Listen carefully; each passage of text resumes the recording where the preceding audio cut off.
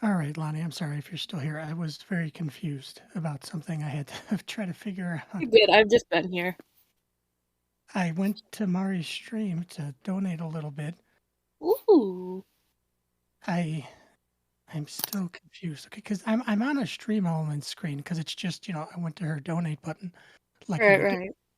And I didn't put anything in. Like I just assumed it was going to come up anonymous. I wasn't even thinking, but I went into my PayPal Okay. and I made sure it came out of my bank account.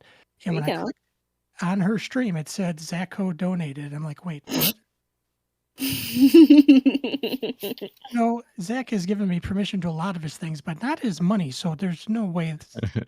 So I Dude, left him a message. I left him a message don't to check just to make sure. But I'm if like, my friends don't give me their money, are they even my friend? Good point. but I Yeah. mean, yeah, that was. I don't know why it came up like that. That was just weird. Huh. Do you guys So ever forget to breathe? to breathe, I don't Yeah. think so. Not I do often. all the time. It Often. sucks. Yeah, people have said that before, but I don't think that I've gone through that. It's a good I thing. just randomly forget to breathe, and then I have to take a deep breath in and be like, Yeah. there we go. Yeah, and I have to be like, gotta get it back. Yeah, and people are like, are you good? And I'm like, yeah, I just forgot to breathe. No, literally, dude, you get it. You get it. Like, I remember I was a kid and I was on the bus and I was just like zoning out thinking. And then I just like came back and I was like, oh, I'm dying. That's cool. Oh, I I wasn't haven't breathed breathing. in like 3 minutes. All right, I got an email that said it went through to me, so I think Zach's in the clear, but I'm still kind of weirded out by that. You should donate like $1,000 just to be sure. No, that's okay. Be It could like, just huh, be it the did not come out of my bank account. I will give more. last time I was logged into Stream Elements, I might have been logged in under his name, so maybe it just thought that I don't know why it would, but it went to Maybe. my email, so it has to be me. So I think we're There fine. you go. Anyway, I think I've only had one episode that I would consider a panic attack because I don't have those. Just one time I remember feeling a way that other people have described to me what had happened to I them. But even definitely, then, I felt I could breathe though. definitely had a panic attack like 2 days ago that was like really bad. That's how they get you. Hmm. Dude, I was hella anxious at Yeah. work today. Mine was just because I already told it on stream. My nose just started bleeding really bad, and I haven't had a nosebleed since I was like 10. Mhm. So I was fully convinced, like, oh, this is how I die. Oh, yeah, that's true. Well, Yeah, no, did you this is how die? I die. Yeah, actually. Yeah, no, I did. Damn, I'm sorry. That sucks. Yeah. Unless you're like down with that, then like good for you. Yeah, no, it was like chill. I'm good. Oh, dude, it's so true. Yeah, I think I know when I had what I think was why it happened, but um, obviously I survived, so I'm good too. Yay! I don't really think I've ever gotten just like a random nosebleed unless I like stab myself in the nose. Oh, yeah, no, I figured out what the issue was, because I thought I was dying, and then I was like, oh, wait, allergy season. Correct. Are So I you was like, on Sometimes oh, the? yeah, I have if the really bad allergies around exactly this time. Mhm. if the air is really dry, I've had sometimes like if I blow my nose or something, there would be some blood, nothing bad, but like it would if the air was really dry. Sometimes I must have scar tissue or something in there that cracks or I don't know what happens. Mhm. I wish Yeah. I had You know, it skin. just started, like, raining from my nose, and I was like, yeah, this is how I die. Yeah, like, no, it's over. It's over. Okay, we ball, and by ball I mean die. The last people I talked to was Zach Stream. Oh my god. Honestly, would not be a bad way to go. For me, it would Or have, with the because I'm, like, homies, a and then you hater. die. No, because, like, I'm a super hater, so if the last person I talked to was someone's stream, yeah, no. Hell no. It'd be like, I haven't seen Chance in a week. Last thing I heard him say was, I think I'm dying. I have not heard from him since. What the Yo, hell? I call the have a police. nose. Dang. The last thing I heard them say was, like, they have a nosebleed, and then it just went offline. Yeah, that's. They're like, hey, call the police. I think I'm dying, and I haven't heard from them since. It's kind of weird. Oh, wacky even. You already know I'm plugging in my $5 mouse. Have you got a new keyboard yet, Lonnie? Absolutely not. Oh my god. Is it still I held don't. together with What? like How tape would I and get a stuff? new keyboard? I would have to like replace the keys. Uh-oh. Oh. Lonnie's dead. Yeah, and the last we heard. What the? Lonnie, There come you back. But I'm right here. Can you not hear me? Oh, Can we hear can you hear now. you. Now I can, Oh, but you're for a second fucking there with me. I hate you you guys. I roboted hate you and guys. then Fuck you. no, you You did went robot out for a little bit, roboted. yeah. Oh. But it's okay now. It's okay now though. I tried to open up Minecraft. That might have been it. I don't think it worked That- though. Oh my god. Try again. Oh no, it's gone. Dude, Oh I'm my! about a Just mile on uninstalled Minecraft. itself from my PC. All right, well.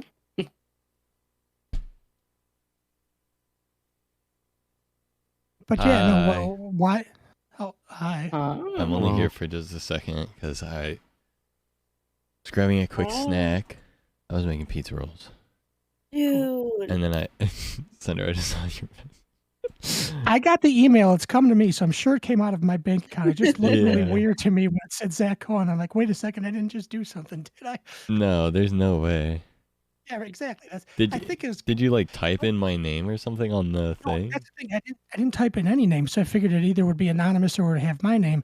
But I think her donation page is a Stream Elements page, so maybe it thought I was logged in under you or something just for the name. Oh. But I know it went to I went to PayPal and I specifically clicked on my bank I see. No, that account, makes so- sense. If her thing is through Stream Elements, it probably you have my editor page open all the time, so you were on my thing, so it just tracked you as Zacko. And that's what I'm hoping all it was. Yeah. Yeah, Just yeah, wanted to make yeah. sure. Okay, no, that's funny as fuck though. Hold on. Hey Zach, Yeah, I don't want to move. I've been in that. did you say you were eating pizza rolls? that's right. Just go pee. You're a grown fucking man. Just go pee. Yeah. And I what really of it? wanna And move what bed. and what are you gonna say next? I Go on. really want to Yeah, tell me your whole diet right now. Tell me everything you've had in the last 2 years right now. Go. The things I've had in the last 24 Wow. hours was And I thought you were a grown up. You still eat food, you fucking rat. suck my dick, nuts, and balls. Yeah. You have ice cream as a grown boy. True, Rocky. Very true. Fucking anyway, I'm gonna go donate money to Mari now. Yay! Suck my Huggies. dick. I hate this guy. I love cyberbullying. It should be normalized. I Oh, thank you for the follow. No, you don't. Zach agrees, but only when it's me. Otto, how the fuck do I use Top Snapchat? weekly Please help me. tippers: Otto, Ant King, Zach Co. Dude, why the fuck are you called a tipper? Put that away. Tipper, I hardly know her. Because a lot of people prefer the term tip over donation. A lot of people like the I'm tip. not. Whoa! I'm not begging. I'm giving you a service, and you're tipping my. You're tipping my tip. Mm-hmm. I'll don't show like you that a noise. tip. Whoop, I'll tipping show you my a shit. tip. I'll show I you a hate tip. it here. I'm just gonna warn you now. Mari's gonna get all weird about donation and about her clock not going up. So play it as far as you want to. I mean, but All right, hold on. Hey Zach. Hold on. Oh. Oh, okay. What was it this Yeah, time? that's true. That you just put ketchup on both a drawing Oh, and a real hot is dog. it And didn't actually help me, Zach? and it did not help. Zach, I thank w- I went you. on something else. I'll explain my reasoning as soon as I hear your guess. I really I went appreciate just, it. half of my top bet. Thank you, thank you, and thank said you. it was Real number you. one on You the have so left. many I did the fucking exact opposite. badges. So when I first looked at God, that, Jesus. I was like, one is the drawing. And then I looked at two, and two was Whoa. more contrast. More contrast. Alright. And then I was like, oh, you Not know, to be dramatic or anything, but I feel a really sharp pain in my chest, What the fuck, Mari? which is awesome. I'll just stretch it out. It's okay. Well, Anyway, I love badges. You're a badge I had your stream muted because I hate hearing Collector. my voice. Did Mari do the A max, by badge the way? collector. But what's the deal? Because I've been live this whole time, so I don't know. Anyway, thank She you. capped I it appreciate because it, Zach. I have to make she's, a list, by like, the way. I'm gonna croaking make a out list in her of seat whoever right now. donated over. When she said that she was like, gonna do um, like a 20+ hour stream over after 20 she got done pounds, with whatever she was doing today in and the I'll make evening, a I was like, "What logo the for fuck are them, you doing?" probably. Yeah. And she wasn't even gonna At nap. some I'm like, point. "Go." Yeah, I know. I was When like, "What the have fuck are you time. on?" Yep. Can As far as I DM know, you, Mari doesn't Mari? do stimulants, so It something's will not adding up. Well, the last time you DM'd me, it was a pipe bomb gif. I took a nap today before I went to So- sleep, dude. Mari said, Oh. "Last time you DM'd me, it was a pipe bomb gif." So I don't know who she's talking to, but No, you that's got just it. so funny. Oh, that was me. My bad. All good. My bad. I'm gonna lay back down for a little bit. Okay. Mwah, Mwah. Mm, mwah, Mwah. mwah. I I love hate gay you. people. Everyone Yeah. that hates me. Oh, so Uh. gross. Bitch. My bad. Sorry. Auto type faster. I hate you. I'm trying to figure out what you're doing. I don't know how to do snapshots. I don't know how to. It's What it's is the, 23 WAF with 7? it's the seven. Wait, There's no WAF with 7. it's the same thing. No. You just Gotta type it in. Yeah, I even got in, and I don't No. play Minecraft very much. Yeah. So Oh, there it is. you could figure it out. Oh, What? I did it. Okay, I'm gonna name the installation penis music. Makes sense. No space. okay. My space key Listen, doesn't listen. work. The fucking keyboard doesn't work. I hate this fucking thing. Every Oh, day I yeah. wake up and it's on the fucking floor. Tell me Every day I wake up. And I wish you were dead. You know, Love even a that bad video. keyboard only costs what, like $12 or something? Come on. Well, no, because then I'd have to plug it in and it would be all clunky, and then I would have 2 keyboards and I'd be so upset. You could throw out the broken one. You No, could the do broken one is attached. It's a laptop. that. Oh, I didn't know you were on a laptop. Yeah, I'm on a MacBook from 2014 that is covered in holes. plot Well, you- thickens. You could still get a keyboard to plug in. I mean, but Yeah, I but get then it. I It would understand. make me sad. I would be upset. I would be so sad, and I would be so full of keys. I wouldn't like Oh? that. I wouldn't. Why would you be full of keys? Because if Sure. I have them, I have to eat them. Oh. Right. Well, No, Yeah, by yeah, now. makes sense. I wasn't thinking. Chance wasn't thinking. We're sorry. It's weird. No, if they're cold, you're cold. Eat them. Like, come on. yeah, no, I get it. No, Okay, I appreciate that. Okay. guys, I don't get it. Hang on, Guys, it's best just to go along with it. guys, I don't get it. You just Guys. gotta smile and nod, and then I am the medication. Yes, I typically I satiate Pretty. Bonnie's curiosities and move along is usually the best advice. Dude, I'm a curious little guy. I'm a little creature. Little creature. What the fuck am I? Oh, you spawned in. Good. I'm in the trees. Yeah. Yeah. Otto, where's your basement? I'm moving in. 1 second. I'm Hey. trying to even remember where you spawn. I can give you my cords. That won't help me because I don't know how to access my cords. On me, Yeah. it's FN F3. It's Mm. yeah, and just key or something like that. Oh, Harvest the flower? No. You are in Otto's house, his beautiful, spacious home. Mm-hmm. I'm gonna be honest. I think his house is a tree. I started to build one, and I only got a little bit of the frame because I was mining most of the time, so I did not finish it. Used to be a miner. Even come close to finishing.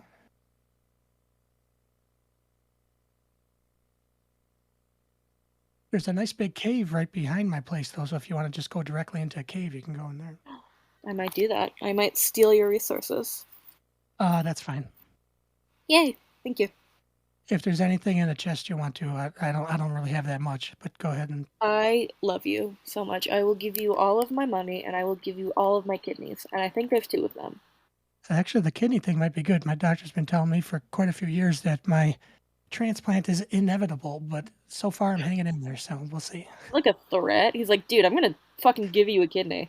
basically, I've been seeing him for, like 8 or 9 years now, and from the beginning, he's like, Oh "This my is God. going to happen one day." I'm like, "Okay," but so One far day I'm going to give you an organ. You're like, okay, man. The doctor doesn't even threaten me that much. He just like looks at me and it's like, okay. And then I go, okay, and then I go home. You guys want to know some My lore? doctor calls me a piss baby and then says I should die. What do I Really? do about that? get a I think different you gotta doctor kill him. Don't be such a piss baby. or that. Dude, Fuck you gotta you, stop Otto. pissing your shit. I would. I stop pissing your ass. Shit, I don't have Optifine. This sucks. I hate Get my off wife. on. Clueless. I'm on the snapshot of Habitat. Yeah, in the snapshot, there's certain things I think you can't do. I don't remember everything you can't do, but some stuff you can't. Would you guys like to know some Lonnie lore, perhaps? Of course. Yeah. When I was born, I didn't have any air in my arms, so they were blue. And I was screaming. And then the doctor did not want to put me down because he only had sons, and I was like the most beautiful baby he'd ever seen. And I still am. Yeah. Ooh, Nice. I'm just kind of less bald and less covered in blood now. and Eh, your arms are Hello. no longer blue. I are you hope. a twink? I mean, What? you'll still be covered in blood You're like a whenever I little get twink. there, You look like so- my ex. Oh, You're a little thanks. You just got- blonde European, dude. I dated like 2 of those. Otto, you just got owned. How do you feel about that? Dude, I don't he's got know. fucking- Zach gave me this Minecraft skin. Is that his skin? I have no clue where he got it. I'm afraid of him. Otto, you're my favorite twink. Huh? Am I a twink? Yeah. Yeah. You sound like a depressed man, but I think you are. I was always told I was an otter, but whatever. I don't like that you know terms. That makes me upset.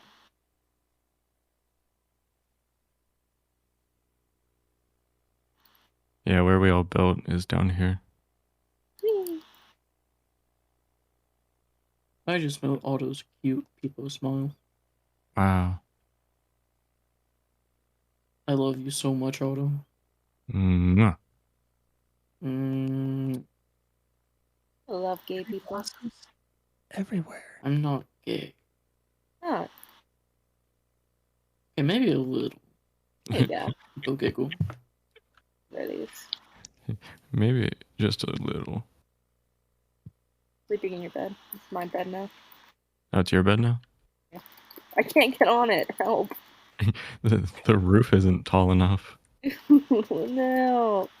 Dude, I can't even jump on the bed. What kind of house is this?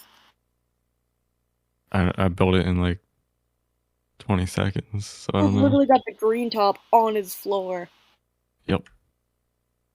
On You the could mine, redo bro. it. Feeling This if is you this is a one-to-one recreation Go of in my the coal real mines life where you house. belong. Wait, what?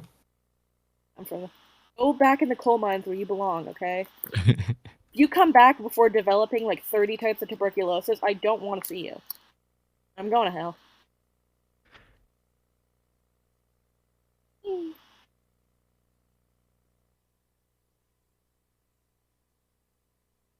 So, do you like to build, Lonnie, or are you an explorer? I'm the type of person that builds like a giant farm, and a giant kitchen, and then I get like 30 cats and I lag out everyone else. Nice. Love that.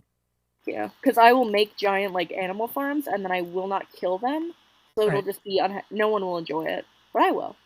So you'll have like 1,000 chickens until the entire server cannot move. Gotcha. Exactly. Or like I was on the server and I had this item that was like a bug, and I named it Foreskin, and then I put it in an item frame on my wall. And then every time I joined, it crashed the game because I put an apostrophe in the word foreskin. Interesting. You know. And did they allow you to come back to that server? Yeah, they had to go break the item off the wall so I could come back. And I ate it. You the ate the foreskin. apostrophe? I You ate the foreskin. Yeah.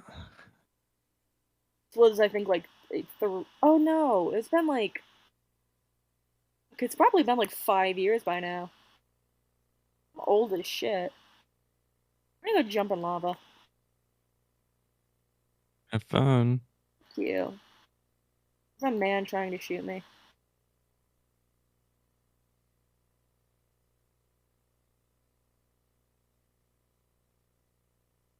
How about you, Otto? Do you have plans, or you just mining to mine? Whee! Yeah, I just kind of zone out and Yeah, just mine. that's what I do too. I usually don't have big plans either when I'm on Minecraft.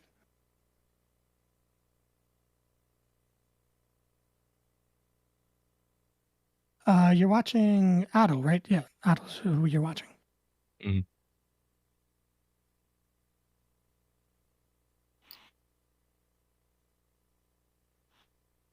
I suppose I should Hi, change Becco. special events, because as special as Otto is, I guess this is technically not a special event. Damn, you're only gonna The do them like Yes, that, it huh? is. What the heck? Dude. It's a Minecraft special event with Otto. Auto But mechanic. here we go. Got him. Dragging these balls.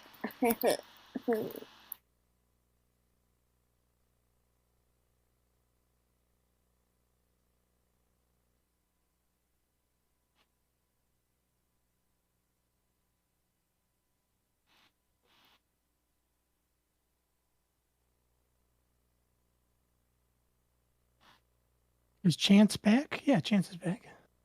Hey. I didn't know Chance left. I didn't. Well, it's Anaki, unless Anaki's making a joke, so I'm not sure.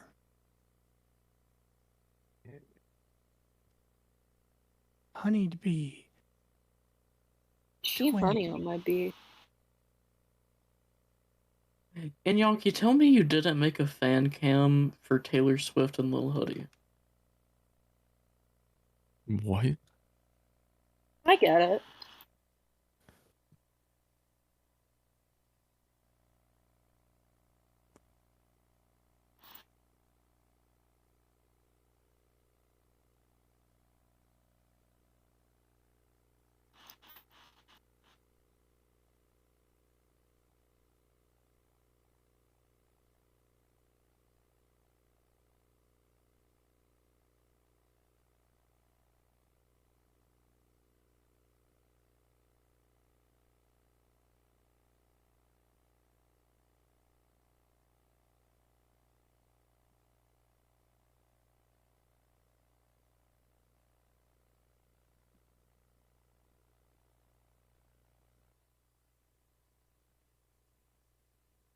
When I was playing last time, I didn't even find any diamonds. Although I didn't go down that deep, I was just looking for iron. I will Mhm. find you the shiniest diamond that you have ever seen. When I found the iron level, I just started mining there to get more iron at the time.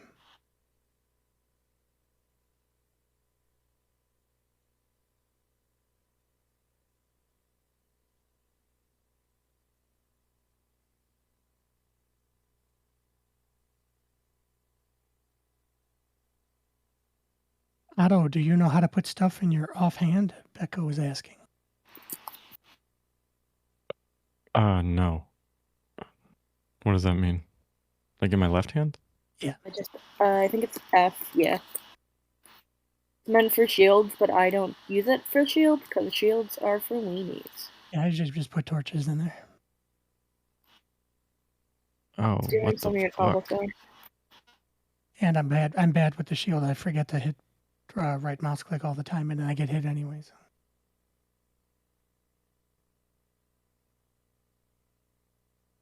What in the fuck? So Oh. if you right Okay. click on the wall, then you'll be able to put a torch up with it. I'm learning. Good shout. Appreciate that.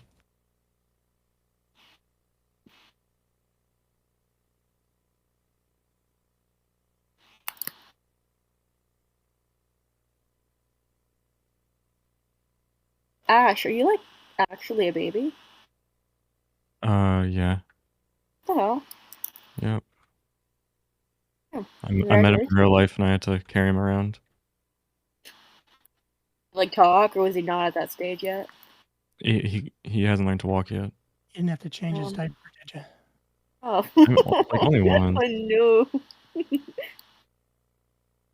Dude, did he piss his fucking pants? You had to change him? Yeah, but so did I, so. No, but Ash, I would have changed your diaper. Someone will I think change my that's piss chill. pants, man. You could I just wouldn't bought. change your diaper. I would have bought a papoose to carry him around. Bubbles? Because then your What'd you hands just call me? papoose. What?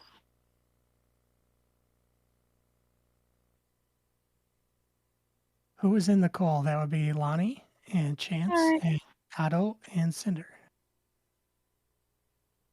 I like Cinder best. Cool. You're so I sweet. like all of you best, but especially Really? Auto Swooner. People giggle like a slut. I already told Otto I'm madly in love with him. He doesn't reciprocate. He hates me. Damn. He hates Never me. said that. Me No? You leaving tomorrow, Otto, or Monday? I forget. I have to drive up Monday. I have work Monday. You should come to my work, and neither of us will be happy because I'll be tired. Yeah, but I'll get bagels.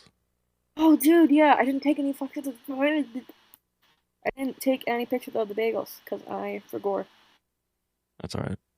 Not alright. Yeah, we ran out of like half our shit, so my shift was like pretty easy. Setup was pretty light. Also, I'm gonna make your house look prettier. Can't object.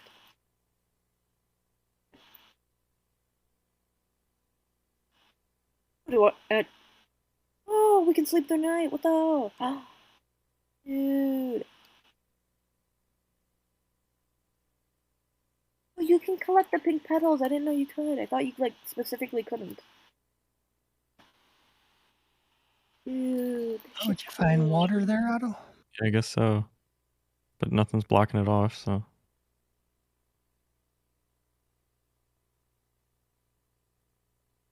No, that's just gonna keep happening, huh? Alright. I guess that's it for this area. Well, you can go right and left. Maybe you can. You might have water again. Mm.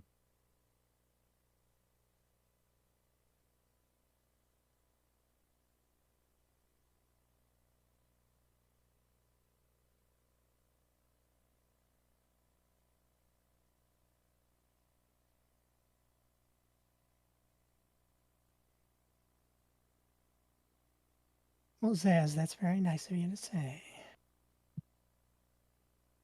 Yeah, appreciate that. I got to use my charisma because I ain't getting nowhere in my looks, so.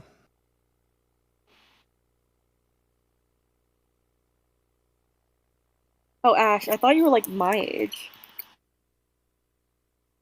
Just like 38. No, Ash is. Shut. I am old. Mm. I invented books. That's how Oh. fucking old I am. Nice.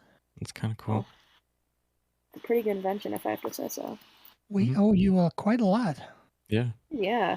I wish I knew how to read, though. It's the only problem.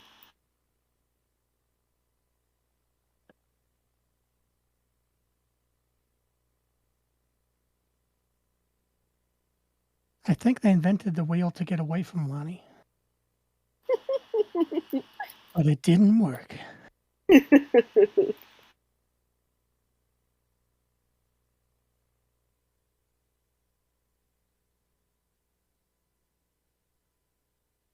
Wait, what did I say? About what? Ash, you're older than me?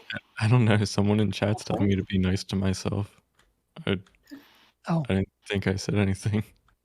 I said something mean about myself. Maybe they meant me, and they said you. No, you are literally a fucking gem. If you say anything mean about yourself, I will fucking kick your ass. I believe you, so I will not say it in front of you. He invented bug spray to like get me to not be near people, and it just doesn't work. Although I would be your ass too, but like in a good way. Damn. He doesn't want to fight me because he's scared. Wait, I what? asked earlier.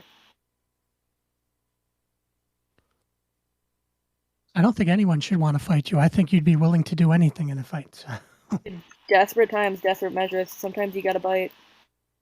Yeah. To scratch people as a kid, so Yes, still do that. To be fair, deprecating humor is part of my DNA, unfortunately. But I Mhm. really do like the person I am on the inside. I'll just say, I'll go that far. Mhm.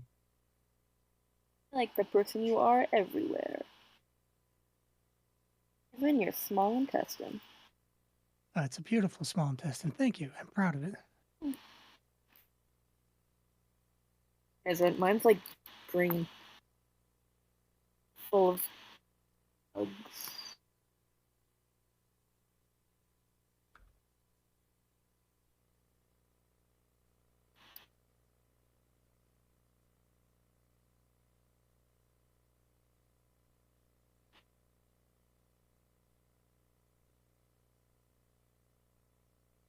I think you guys could still do songs if you want to listen to songs too. I don't know if music's playing. Let me listen. I think so. Oh yeah, there's still music on. Yeah. I had it muted, but I just checked. And then I heard my own voice and I was like, ugh. But when I was quiet, I could hear music.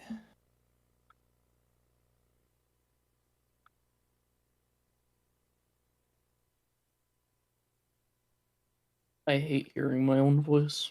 Yeah, me too. And I don't mean yours, I mean mine. Dude, I hate your fucking voice. Yeah, I do too. Yeah, no, I get it. No. You don't take that, man.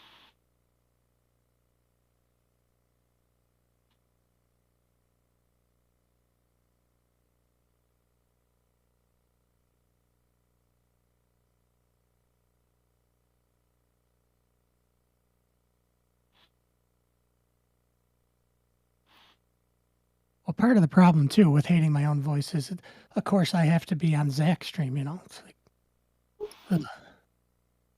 Hearing Yeah. his voice. It's like everything's gonna sound crappy after that. So.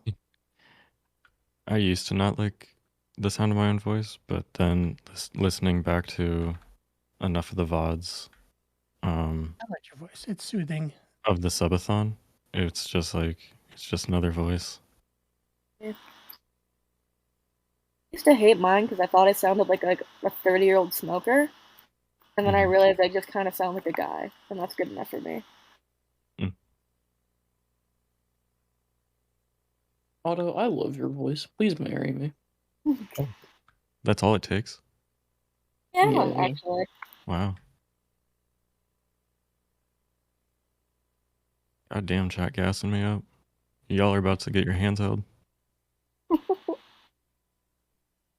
You're already cheating on me, and we've been married for less than a minute. That's crazy. And right in front of you too, man. Fucked up. You gotta kick This his is ass. so fucked up. I can never trust Eat his men. ass. What? You gotta eat his ass. Oh. Yeah, that's a surefire way to keep me. That fixes everything. I didn't know that. Wow.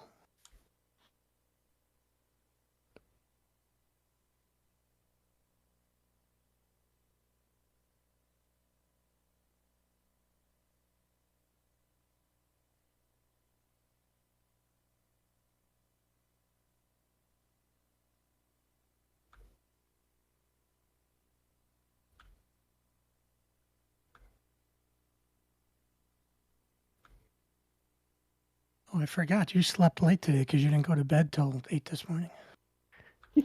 Yeah, my sleep Yeah. schedule might be a little fucky. Yeah. That's alright. My fucking alarm did not go off when it was supposed to. Oh, then. Mine went off at... When did it go off?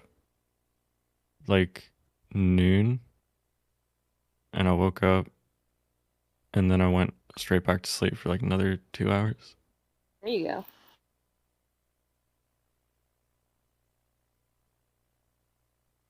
After I left, I didn't stay up that much longer. About 3 o'clock, I think I laid down.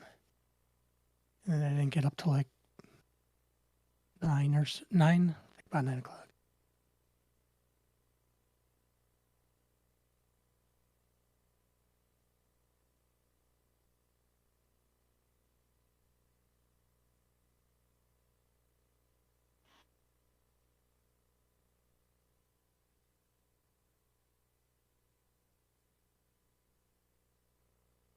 I guess they didn't like MFers, although I don't think that that's that big a deal. But yeah, I can see it says how you MFers can go to 8 a.m. astounds me. Ash was saying so. Your message still gotten through. I hate what Automod will pick up. Yeah. Just like the Some silliest of shit. it is ridiculous. And I could allow some of it, but then there'll be someone will end up perverting it in a bad way, even though obviously this time it's not. So I usually just leave them for the most part. What about perverting it in a good way? Right, like I'm saying, right? They could, but those I'm not worried about those times. And someone could always see the message. Either Zach or the mods can see the message. So it's not like we're not going to be able to interpret, get the message across. Yo, want to join our SMP? I don't even know what that means, brother.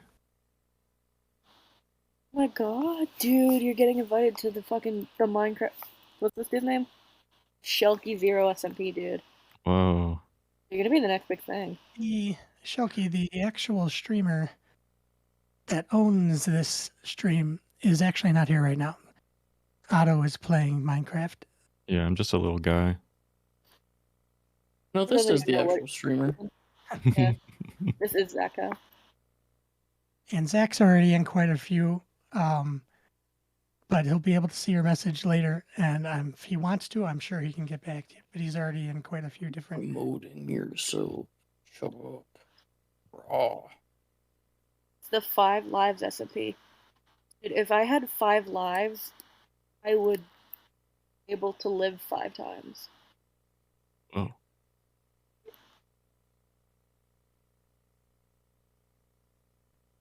You're good at finding water, Otto. I know. So much water. Dude, you should drink it. Give it a little taste. Give it a little slurp. Mm. Man, I'm going to bed, never mind. There was a guy outside the house, but now I'm asleep. There was a man out there. There's like always people outside my house. I have neighbors. Well, they're trying to just get a glimpse of the person that invented books. Dude, you're so fucking right. That's right. Yeah. What am I digging for? Purpose. Digging for purple.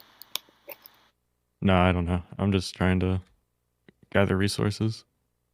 Forced him to be here. He's looking for a reason why. Mm-hmm. Fucking Lonnie put a cute gun to my looking. head and said, "Play Minecraft." I did do that. It's an easy enough game to just waste time too, so that's good. Yeah. And on the Snapchat or snapshot, all you got to do is one person just needs to sleep. So as long as you sleep, you don't got to worry about nighttime. Mm-hmm. Yeah. Oh, we're in hard mode? I hate my life. Oh my god. Hi. I need food. I'm starving. Tell me. Damn, Lonnie Please. made my house cute. Help. Make me hungry. If I can't run. Oh, wait, you need food? Yeah. Cherry blossom wood. They're on the roof. Yeah. Alright, I'm gonna go get glass. You made the roof higher too. Did, because I enjoy jumping on the bed. Oh yeah, Lonnie couldn't jump on the bed. I'm upset. I don't know if Otto could live in all this spaciousness. I I know. don't know whose house this is, but it's fucking gorgeous. I'm whatever the opposite of claustrophobic is. That'll probably be Oh, Christian. Sarah and Zach's house. I'm gonna go look. It's so cute. What the fuck? Oh, that one's nice too. Yeah, Sarah and Zach's house is nice, and Chris's house is. Oh gosh. Kitchen. And then Mari's got her hobbit hole up there. Yeah, I originally started just mining out a hole and then mining down, and then I started to make a little frame, and then I stopped. I haven't gone back on.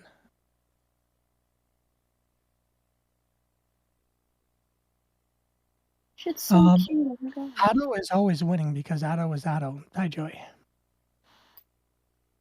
If you're asking about Zach is watching My Hero Academia. So he's probably winning as well. Winning too, yeah. No, he's losing. He's watching My Hero Academia. Hmm. I am a My Hero Academia hater. I can tell. I love being a hater. It's fun. It is. think we should normalize it. No, like for real. I don't think we need more haters. Yeah. You're pussy.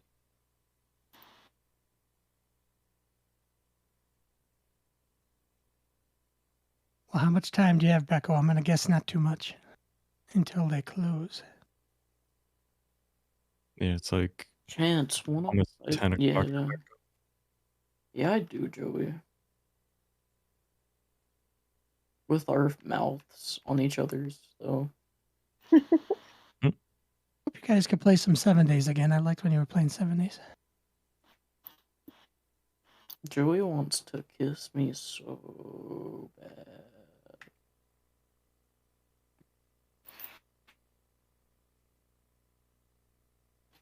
Just under an hour. I guess it depends on how bad you need stuff tonight. I would Joey be wants to kiss me so bad.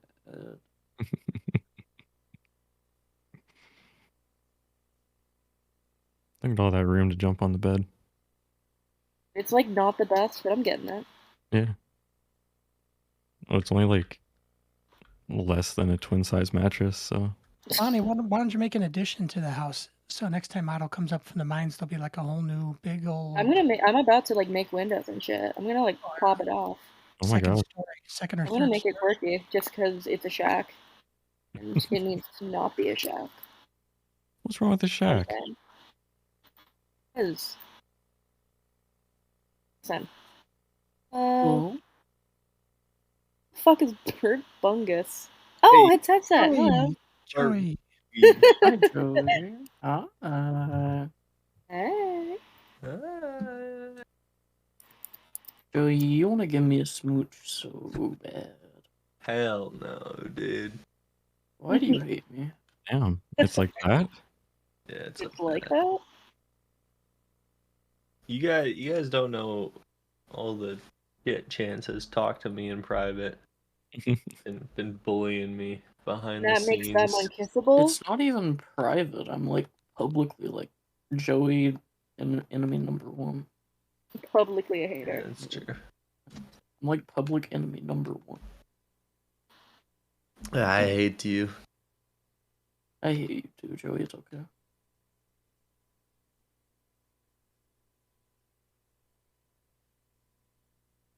So how was your day, Joey? Well, you know.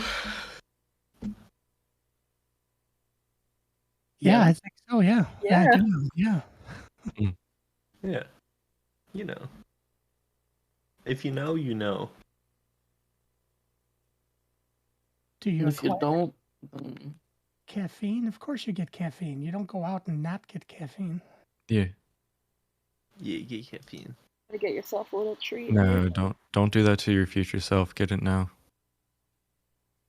World is all Nah. about getting little treats, dude. Let future you deal with the Little consequences.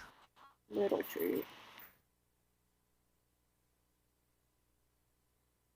Oh no, I'll just do that in the morning. It'll be fine. Yeah, future you Oh. might be pissed, but present you will be happy. So I'll just wake up a little early in the morning and I'll get that done.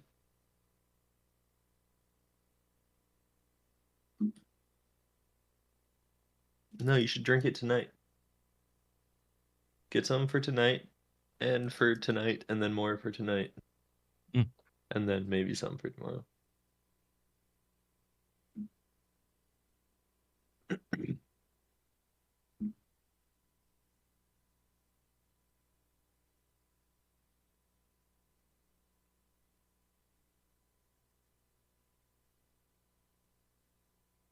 you must have quite a bit of cobble by now. Cool, bro. Oh, hell yeah. The cobbler. You gonna cook that stuff with the coal that you got? Turn it into stone or whatever? Or bricks? I forget which one Wait, it you is. can do that? Yeah. Hmm. It changes like the texture of it or whatever. Mm.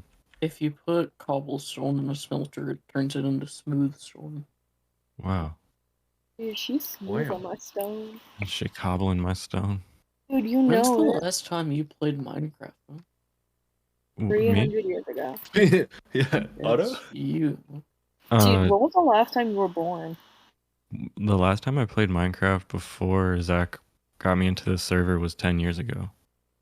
10 years ago? I wasn't even born then. Like, the last time I played Right? Minecraft, the hunger system didn't exist. The I good did old not days. know the pangs of hunger. They probably had like 4 kinds of blocks. And Mhm. food didn't stack. There was Didn't no, exist. like, end goal. There was no dragon. These nuts. Dragging these nuts on your foot. Everything was Ew, everything was no just way. Damn bright it. green. Mm-hmm. No biomes, just neon green.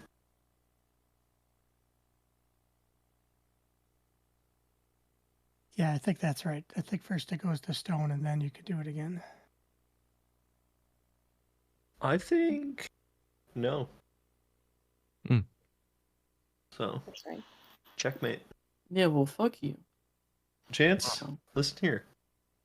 Yeah? Now you listen up, boy. No, I'm okay. Okay. Let's not tell you what.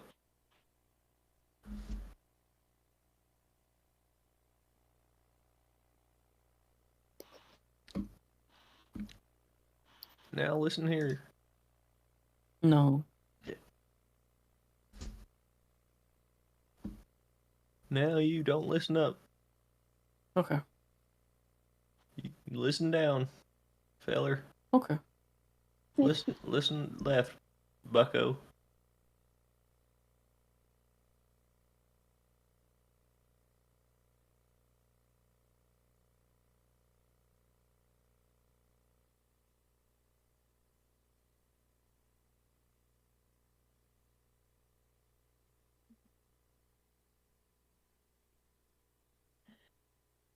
I'm wondering what changes we'll see when you go to the surface next. See how busy Lonnie's been. I'm so excited. Me too. I'm so Can't- excited.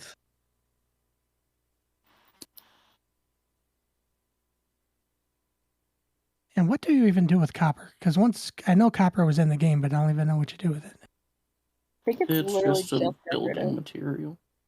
Yeah. Yeah. See, what I normally do with copper is steal it from construction sites, sell it for scrap. Dude, you should eat it.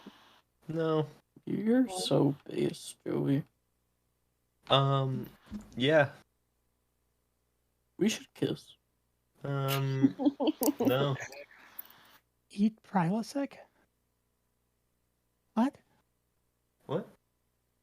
I was Wait, reading let what, him cook. what Zan said, so I was- Cook.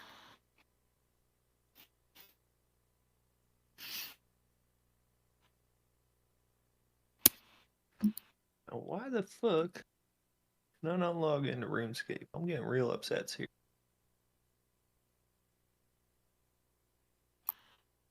they finally caught up with you, Joey. What? They must have banned you in RuneScape. Oh, probably. They've been looking for you for years. Servers have been dog shit all day. Oh, if it's like a meme, yeah, I'm not up on my meme song yet. I'll have to look.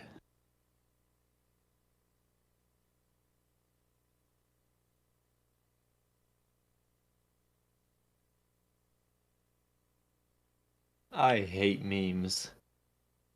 I think memes are overrated.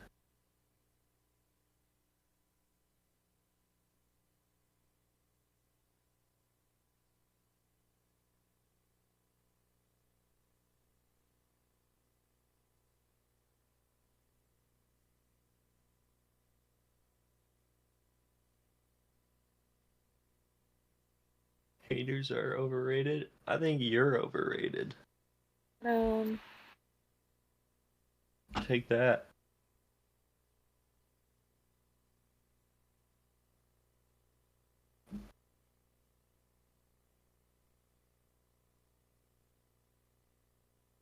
Yeah, that's pretty true.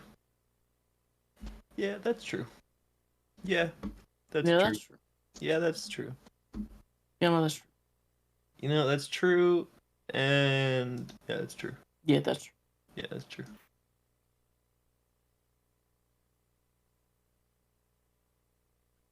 Yeah, let's put you through. This is why Joey's my goat. Why is that? I'm in love with you. Thoughts? I gotta go. Alright, that's true.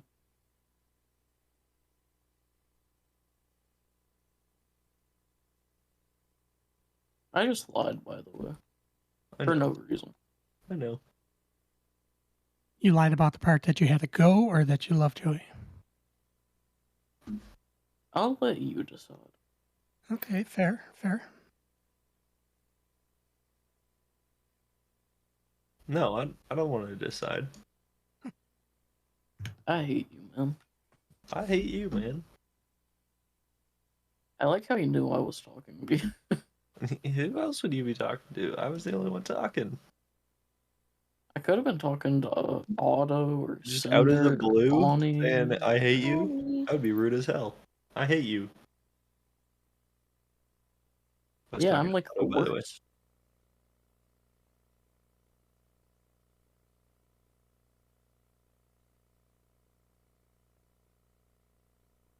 Well, what the fuck?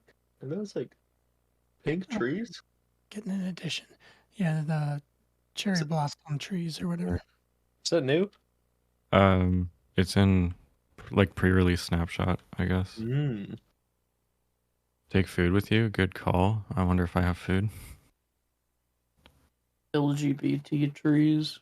Yeah, I got food. Sarah and Zach, I think Sarah had planted some carrots and wheat and Yeah, chicken. I was just gonna start ransacking houses or kill all these chickens. I only have a little bit of wheat. I mean, you could take it if you want and just replant. They got You- more. By Zach and Sarah, they got more stuff. You're good. I have some steaks. You don't have to slaughter the animals though if you eat the Yes, you carrots. do. Murder. Or you could breed the chickens. I think that's what Or whoever me. owns those I mean- chickens was doing. Yeah, you can always you can make the cows make love too. Yeah, just give them some wheat or whatever. Yeah, you can make them fuck. You can make Yeah. everything fuck. Damn. Yeah. No, yeah. Having Yeah. sex Try? means the little hearts go above them, and that means sex, I guess. So that's what little It happens hearts. in real life too. Alright, I'm gonna go. I'm Oh, eepy thank as fucking God. Shut Good up, night. Joey. Love you, Joey. Love you, Otto. Love you, Cinder. Love Bye. you. Have a What good do you night. mean? Good night. Man, alright. Boom, Yeah, it roasted. Boom, roasted.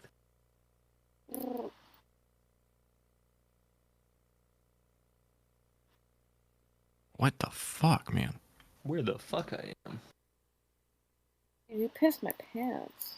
And I think if you throw eggs, sometimes the eggs will hatch into a chicken too. I think. Yes, there's a small chance of that happening. Does that work in real life? It will be Yep. 4 chickens.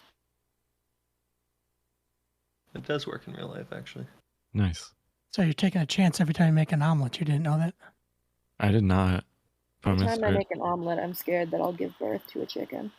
Just gonna throw it against a wall, see what happens. Exactly. What the fuck? Where the fuck I am?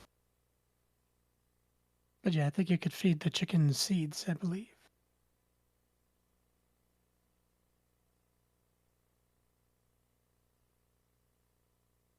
That's not how eggs work. Are you sure about this, Becco? What are you, Yeah, some kind of egg doctor?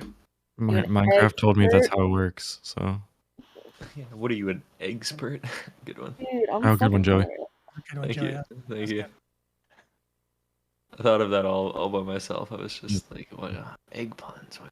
What can I do? And I was like, oh, expert. And it just came to you, man. That It was just awesome. came to me, yeah. And then I just came. I mean, Kind it of just came to me. Oh, I mean, Sexy, I mean, man. where am I?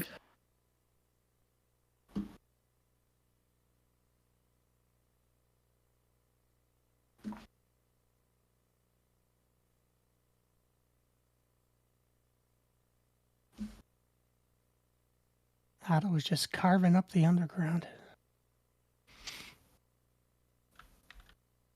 Attaboy. My master plan is to use this as a way to dig into people's homes. That's Okay. smart. Do that, yeah. As long as you don't keep running into water. Dude, there's so much water. I'm almost positive I'm just digging into the ocean. That is possible. Which means you need to dig deeper. Deeper. Oh, good point. I don't even To know. drink the water, because then it'll be gone. Shit.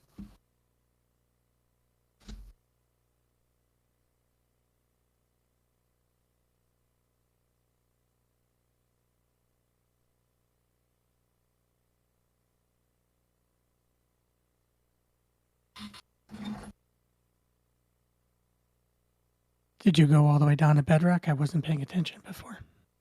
No. No. Why not? No. I've just been going in like, Were you scared? Huh? yeah. Oh, okay. That's fair.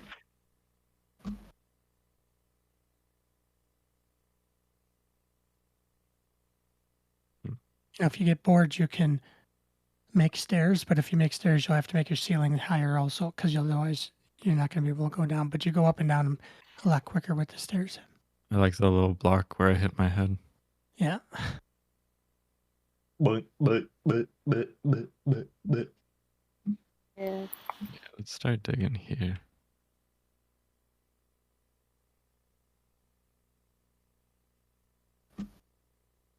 What in the fuck? The dwarves, they dug too deep. Lonnie just got blown up by a creeper. Do you think It it was in my happened. house? I wasn't. Okay. So it didn't like. I guess we have mob griefing turned off because there's no hole. Mm. So.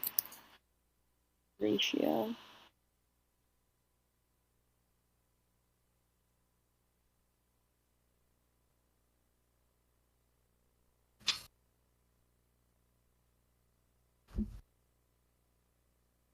What is this? Deep slate. Ash was hoping to get blown by a creeper. Oh. Oh. Not by a creeper. By a Okay. creeper. Yeah. Okay. Yeah, me too. But not by a creeper. Man.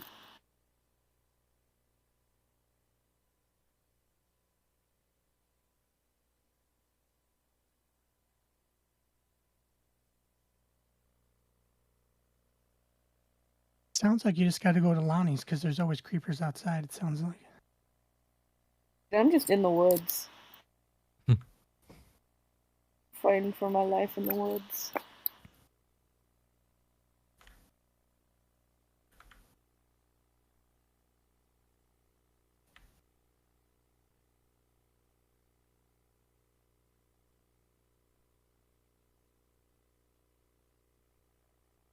Just be careful if you find a cave, Otto, because there's like mobs all over the place usually. Mm-hmm. Be very, very careful.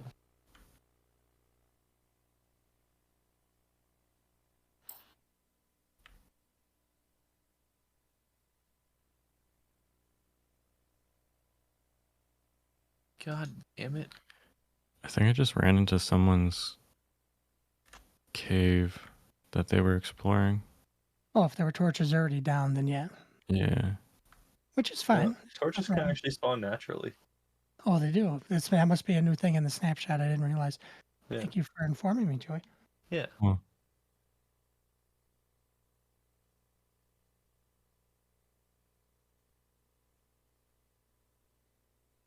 God damn it.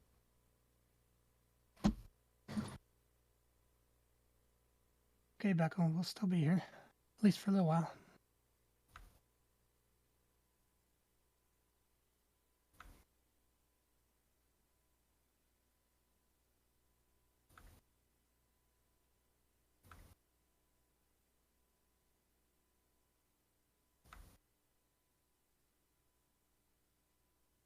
Now, what's that called? The deep slate rock or something like that? Or Yeah, deep slate.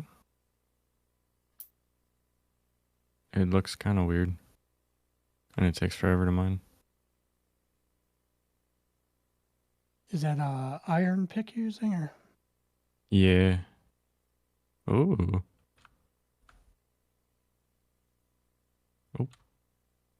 Oh, careful. I guess it goes a little deeper. I guess so. You gonna try to make stairs down to that area, or you gonna skip it? I'm going to avoid that area for now. What in? What?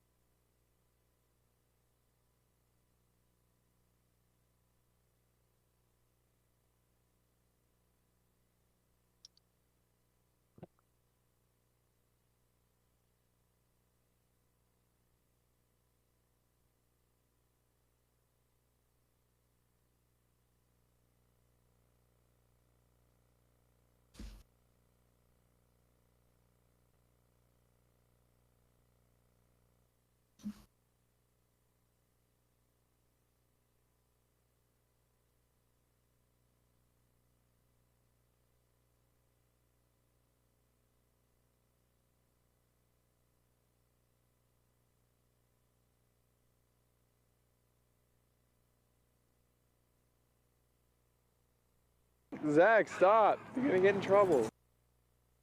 Mari Caswas. Mari. Mari. Good night, Mary. Good bitches. Oh, fuck. Good night, Mari. Good night, Mari. Good night, Mari. Sleep tight, Mari.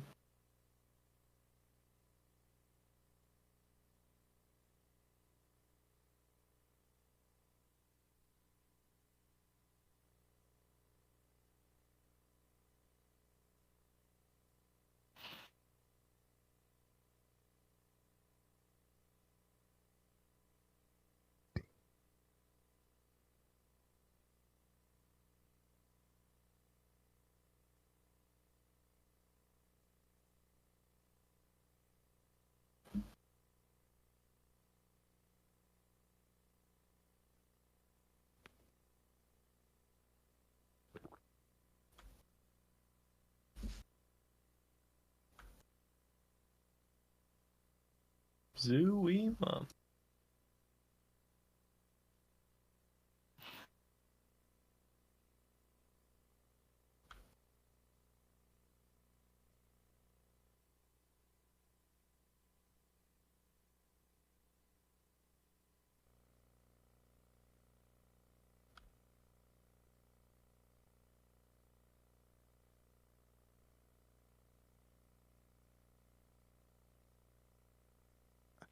Saw streamer in the chat.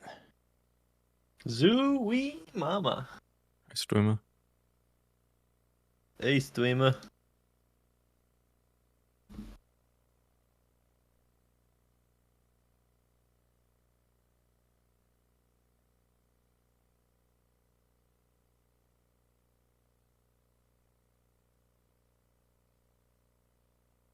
Mari Ray. Yeah. Yippee.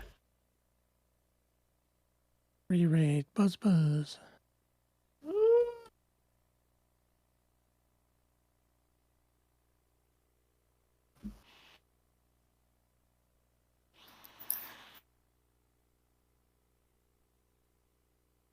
Okay.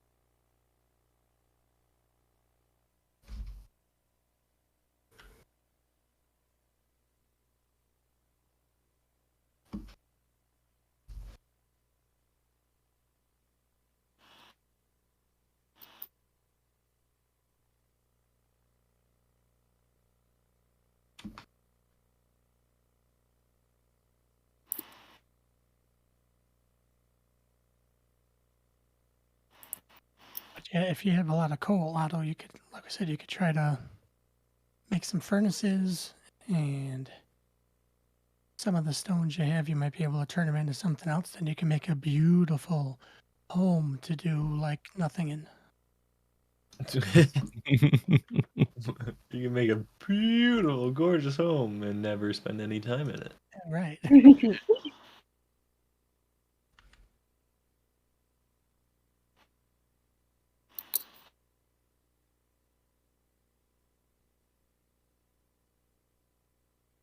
Now, if you do go to the Nether, which I never go to the Nether, but that's where you could usually find a lot more interesting things if you did want to build something that looked a little nifty or cool. No, it never is scary.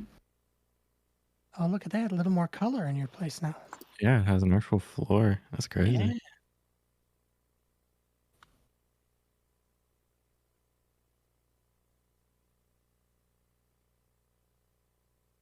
Yeah, you might want to make some more chests.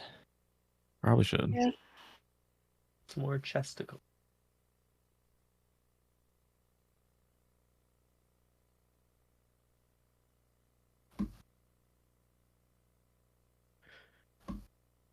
Yeah, I guess I need wood for that. I got it.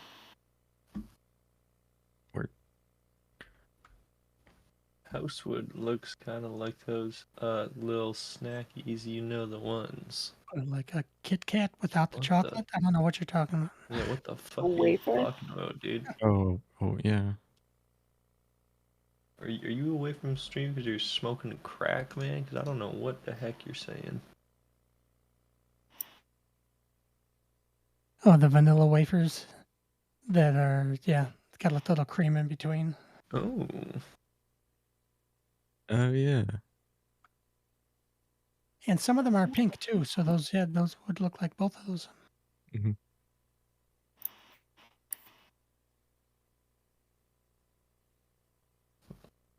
a two. Yo. Excuse me, a two. Who's this Zach guy? Yeah. Just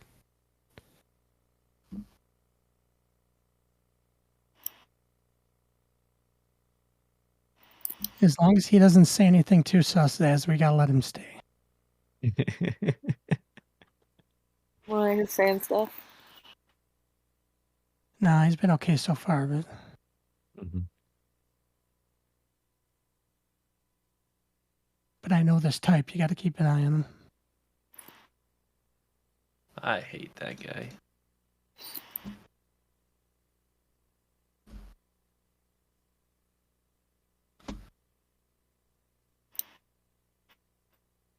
It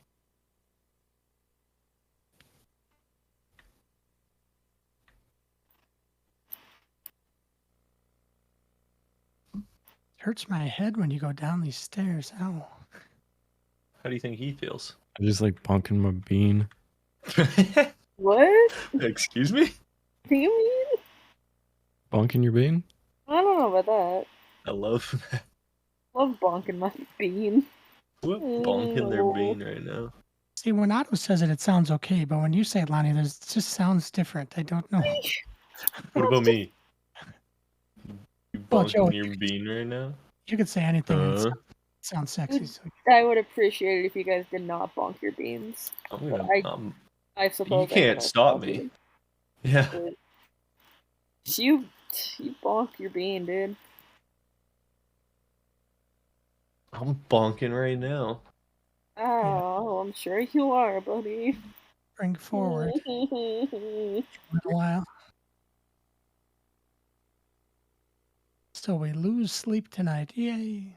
Yuck. I lose sleep every night. Yippee. Where the fuck I am?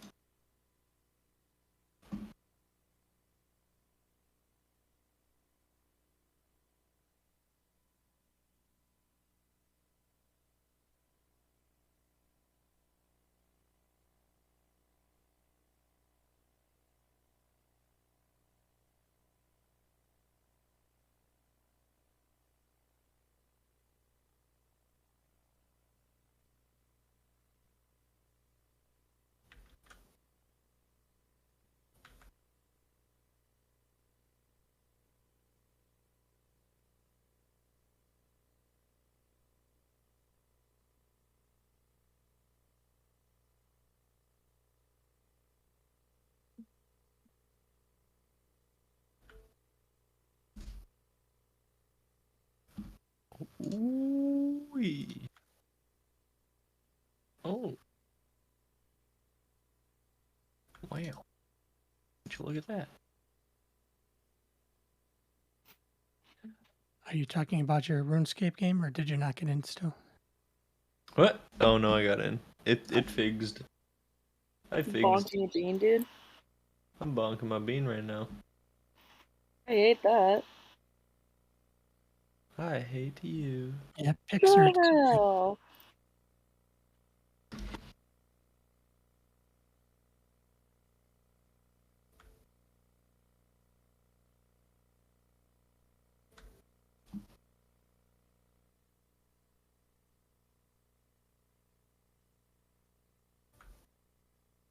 Okay.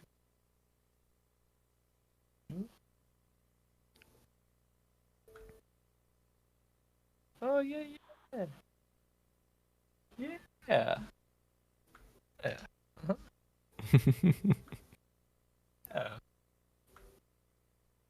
But yeah, cream-filled wiper. Yeah, yeah. What did you just call me? Cream-filled white, bro? Wafer. Cream Oh. white, bro. Yep, that's me. It's not too far off.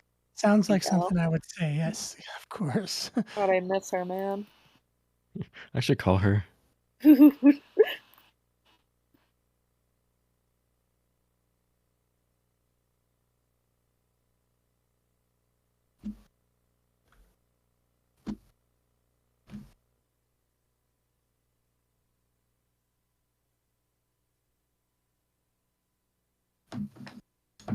Where are you? I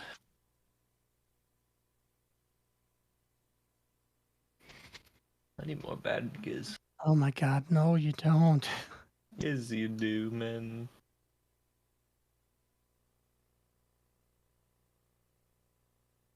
You only have 7? Yeah, you should buy TwitchCon tickets so you can get whatever that one's gonna be.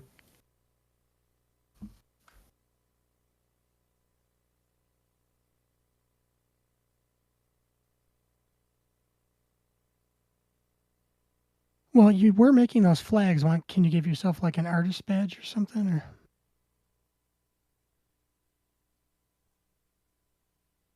Separate badges. Huh.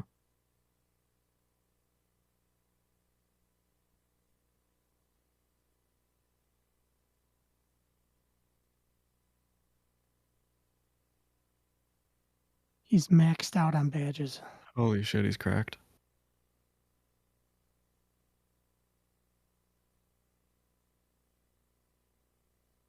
Yeah, a little tryhard.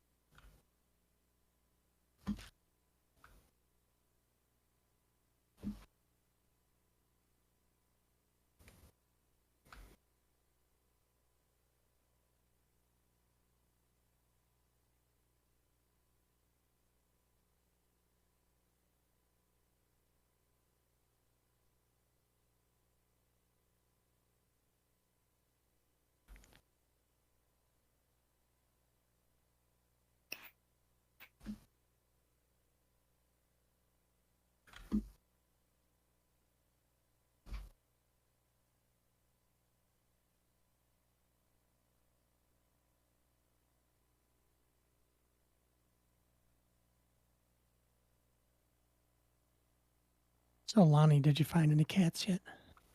Meow. Meow. I haven't looked on this server yet, actually. Meow. Meow. I didn't explore at all. I walked just a little bit and started digging, so I have no idea what's out there. Got it. Meow. Is there a cat in here? No, it's just two furries. Oh. Cringe.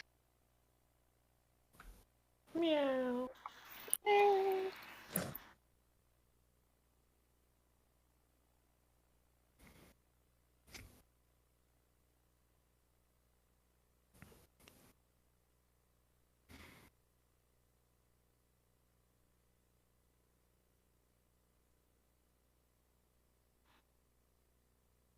I'm pretty sure more cat emotes have been added since that command was created.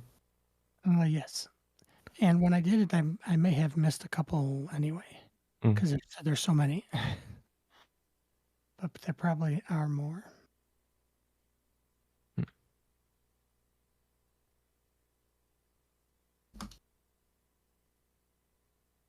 And there's like 2 dog emotes.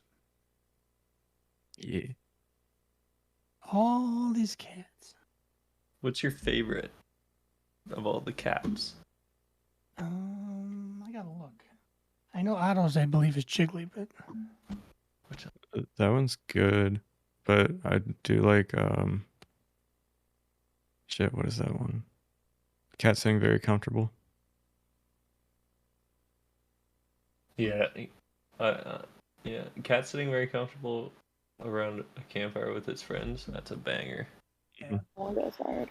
Plank is also good, so is Plank, Plunk. More of a plank than a plonk guy. You planking your Plunk? Sometimes. Mm. Bonking my bean. That.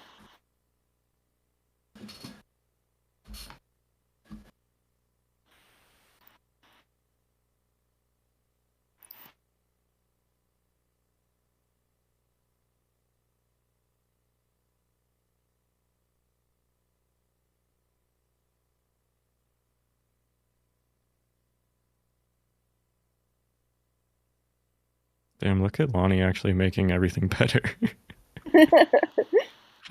Adding stairs and shit. I don't think adding shit would make the cave better, but I'll try. You don't know that. Shit, Yeah. alright. You gotta try it.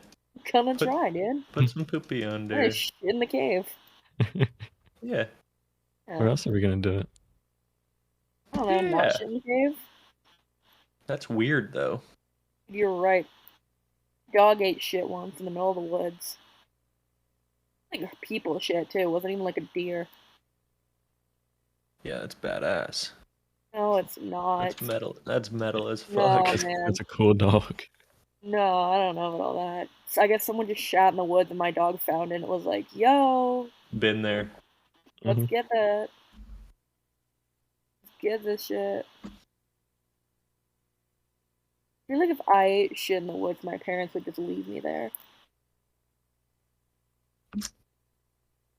Yeah. Maybe. I'd probably leave you there if What I saw you eating shit hell? in the woods. Ooh, okay, what if I wasn't in the woods? What if I was in like the city? I think that's even worse. I don't know, dude. I don't appreciate the abandonment. Well, I mean, it hasn't happened yet. So, The implication is that it's going to. well, are you implying that you are going to eat shit? Maybe. Doesn't even have Well- if you say eat shit, you could just mean like when someone falls down. No. I'd eat the boo boo. Nope. Eat the boo. Yeah, this is true, Zach. You gotta kind of put something away every month. No, you don't. If he wants to go to TwitchCon, he probably does. Money isn't real.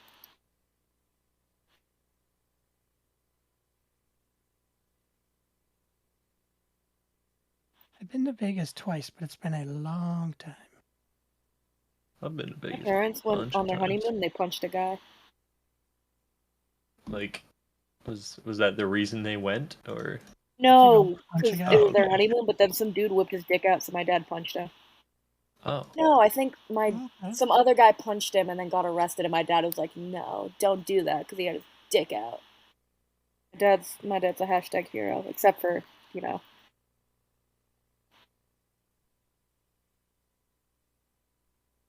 Oh. Gotta love Las Vegas.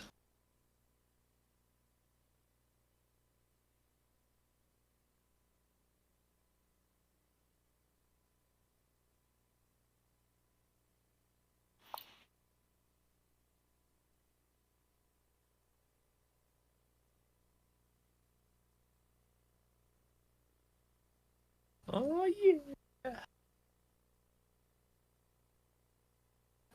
If I go to Vegas, I'm gonna fucking gamble all my money. That's a You're fucking. to Vegas gonna That's fuck, a dude? promise. I'm gonna what? You're gonna fuck, dude? I hope so. Alright. You're gonna Fuck, gamble it man. all in one hand, or you're gonna spread it out a little bit? Dude, you know he's gonna spread it open. Jeez. My bad, y'all. Blameless you make this so raunchy. Bad. That's so inappropriate. That's Okay, I'm getting shot.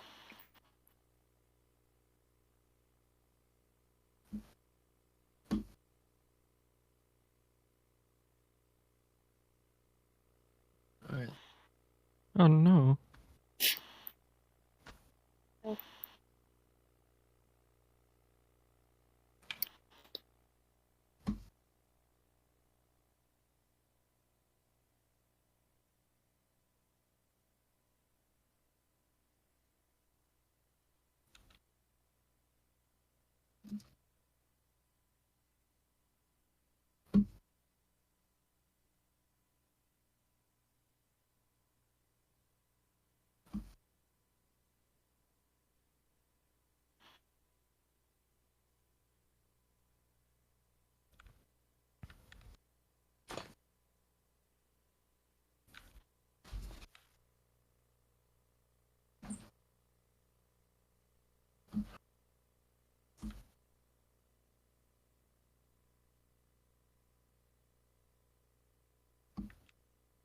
Hello, cat. I hope you have a goof time here too. Watch out! Mm-hmm.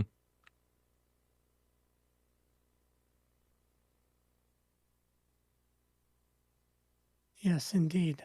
Welcome to the stream. I hope you have much goof. You get goofy with it. Oh. Yeah, Lana, you good? Dude, shut up. Are you good though? I'm literally naked in the woods. What do you expect me to do? Oh no.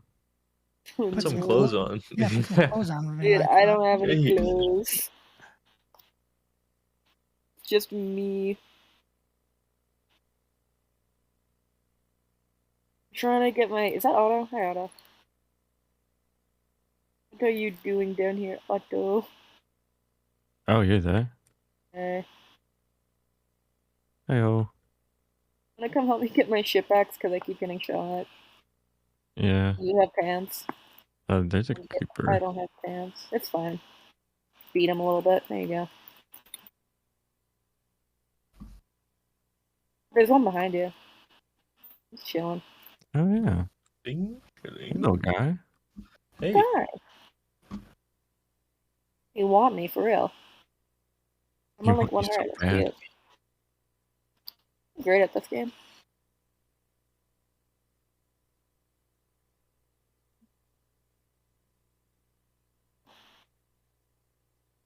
Oh. Just keep going down, like you'll get it. Alright. Oh wait, what happened to my spawn? Oh shit, I moved the bed. Oh. I'll come get you. Oh no. Dude, I wanted to make it pretty. I'll come get you. Unless you know the way home, which I think you do. I think I do. Just like down the hill. Yeah, yeah. I have no idea where you died. I only know where I died. Where did you die? Where Next did you to that died? skeleton. Yeah, but that's not a place. Mm. Mm, Mm. microwave. Microwave. That's not a microwave noise. What the Mm. fuck is that? Mm. Mm, I found your Someone- shit. Yoink, yoink, Yoink. yoink, yoink, yoink. Oh! Oh. Give it like another 5 minutes to not despawn.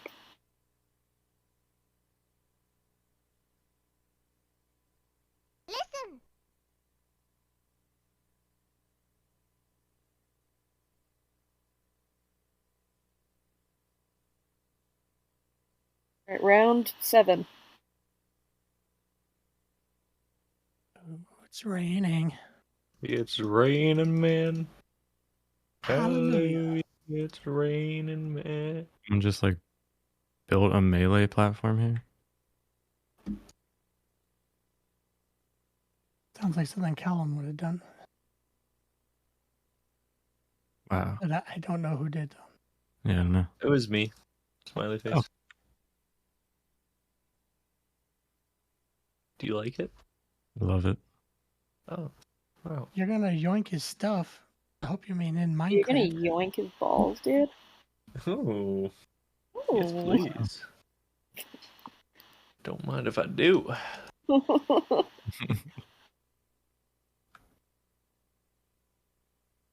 Have you found your way back yet, Otto? I don't know how I found everyone's houses except mine. It's probably because it's not a shack anymore. You don't know where you are. I know. Grandpa gone senile. Where the fuck It's did you go? scary. Where are you? I'm just wondering. Oh, I found it. I'm jumping. Well, up there. Yeah. Oh. Yeah. Thank you.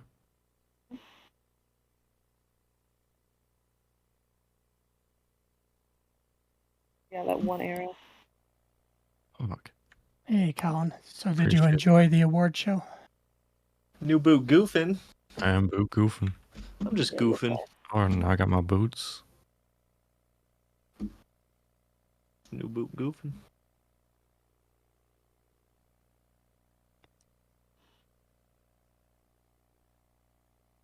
I'ma kick some ass weenie yoink your stuff. Wow. So aggressive. Very. Well, Zach's not on the server right now, so that wouldn't be nice to take his stuff. Dude, you can't rob him. He's a guy. He's just a little guy. Just a I'd little rob him. guy. I'd steal all of his stuff and watch him cry. That's so fucked up. I know. Yeah, Really it does gonna make do you like that. feel pretty good, like you could actually do stuff, and it doesn't feel so impossible and so big anymore. Yeah. Someone said it didn't feel impossible and big to me, I'd be a little offended.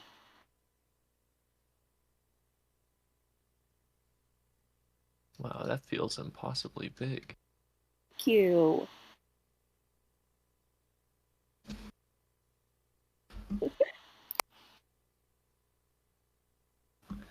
I could be up there one day. Absolutely.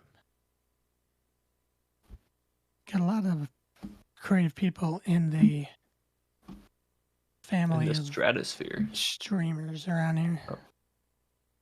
Stratosphere, sure, yeah. Except they'd probably die of lack of oxygen. You don't know that. Nah. Yeah. Felix Might just Baumgartner be. was up there. Start launching people into space because eventually one of them's gonna be fine. Felix Baumgartner. Gardener, bro? Good for Felix. Felix is an exceptional person, I guess. It was No, gardening he and just bum fell. He didn't do bum shit. gardener.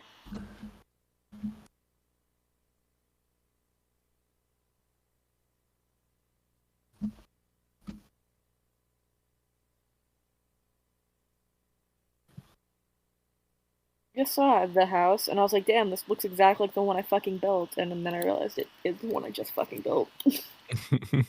Smart. Thank you. I'm trying my best out here.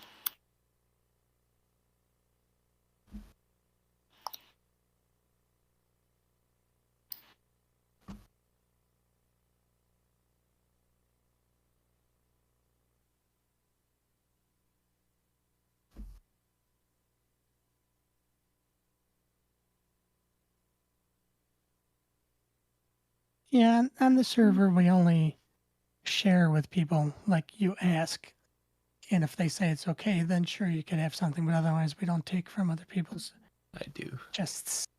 Joey's Stealing different, is though. illegal. Yeah, Joey is. I'm a sneaky little thief. Oh my gosh.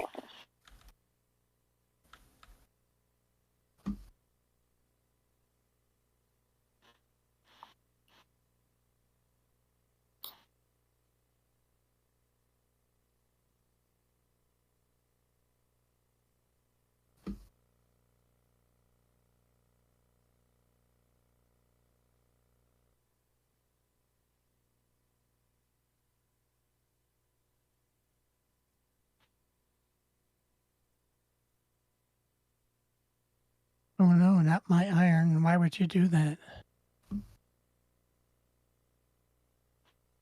Oh please don't. You What say a iron? tag. Arn. Iron. Arn. My Iron. iron. I haven't seen iron in a while. Oh, my iron. That's because Mr. I stole it all. Mr. P. Bobby is Mr. taking P. it all. Sherman 42 Wallaby Way, Sydney. I don't know about that.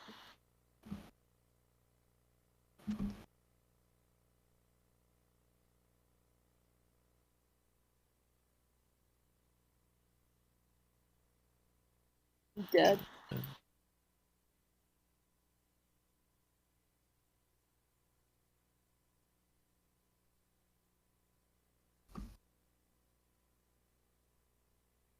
Again, I just don't know whatever I will do without my crafting table.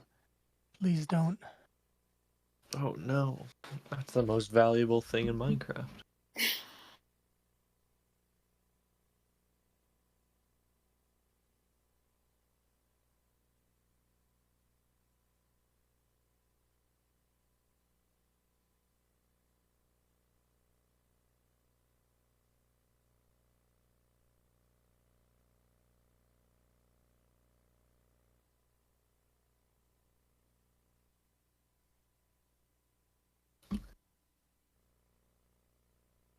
I'm just thinking it's late for this guy.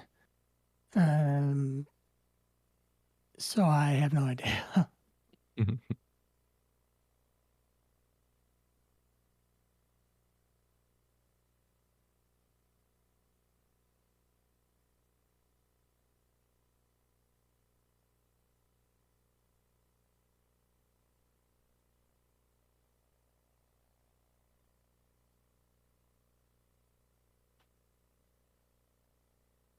Those houses are like whose?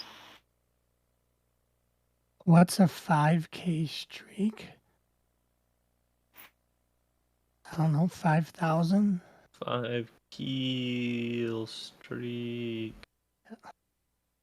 I don't know what's going on.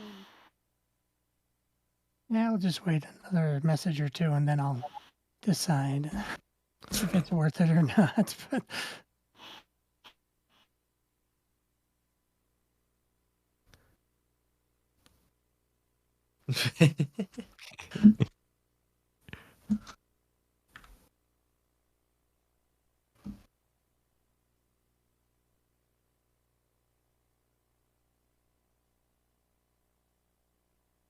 Yeah, well, joke's on you, because I'm 13 in one day, so I'm legal. damn.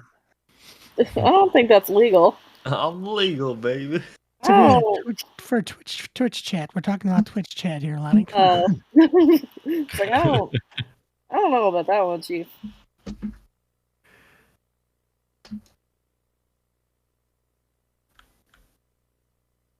I just turned 13 minutes ago. Dude, I turned.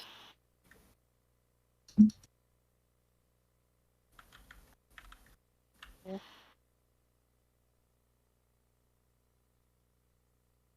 I'm getting weedy with it. I'm growing weed. Growing weed? Growing weed in Minecraft, dude. Okay, I'm getting Bro, a what are little you bored. saying? Dude, little bros Missing out on get so something right now? posting. I'm just bored now. That wasn't even funny. What the fuck am I missing out on? Hold on. I want to see a fucker. You should add the schizo emote. I love schizophrenia.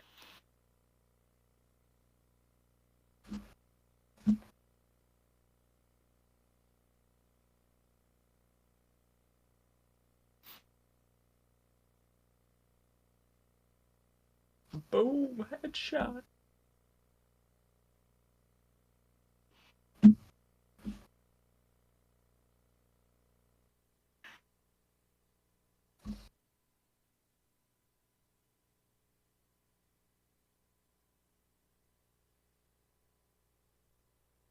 Yeah, what are we gonna do now without all those clever messages coming through?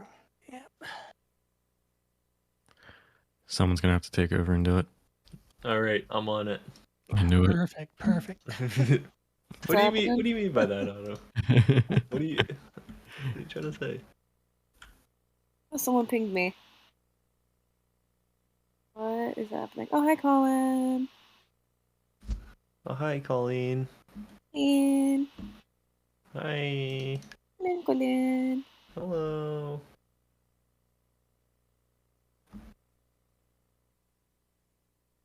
Nothing quirky crazy going on, dude. What did I fucking miss? What? In You're all here? get deleted? Damn.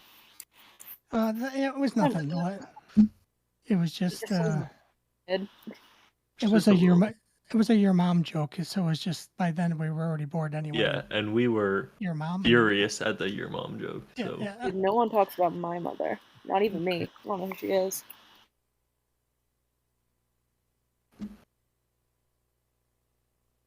Legal reasons, that was a joke.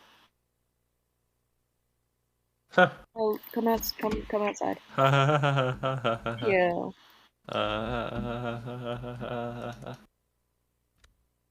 Growing weed. Wow. Cute. I love weed.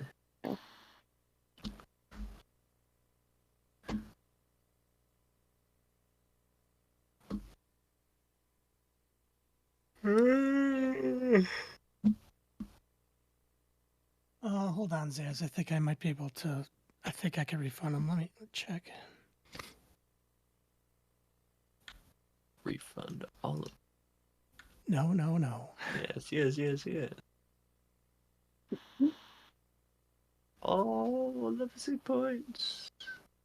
All right, let me All of the points. report, reward, redemption. I think Refund all. Refund everything.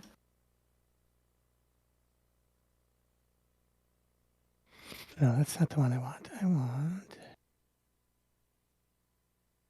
No, not that one either. No, not that one. Yeah. How do you know what I'm doing? How could you see my screen? Oh my god.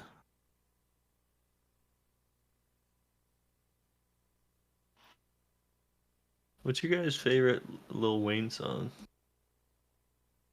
Is he the one that goes, yeah? No, it's Lil Jon. Right. Lil Wayne is Lil Weezy.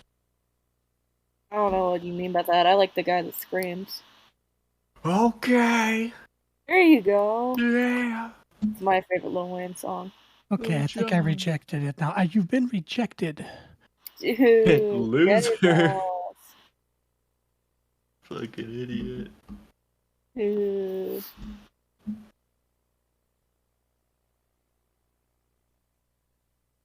You are welcome. Yeah. It should automatically refund your points, Zach said, except for if you have reached your maximum in queue. That's the one time it won't refund your points. So you got to kind of try to wait till you hear one of your songs to know you can add another one. Or you just make Cinder do some work. That's Well, because at some point you can just say, "Screw y'all, I'm a going home," and I can just. Cinder, if you leave me, I'm gonna start do that. screaming. It's your job. You got to do your job. Dude. My job. I've been clocked in for 13, 14 hours so far. I think I've done my bit, so I could go whenever I damn well please. No, you gotta do your job. Enough. You get no breaks. You get no pay. Well, that's you true. get nothing. You get no appreciation. except from me. Well, then that would be weird if you haven't requested a song yet. Then that was the first one. Let me see if you had any others that were in the queue, maybe from yesterday still. Let me just double check. The queue.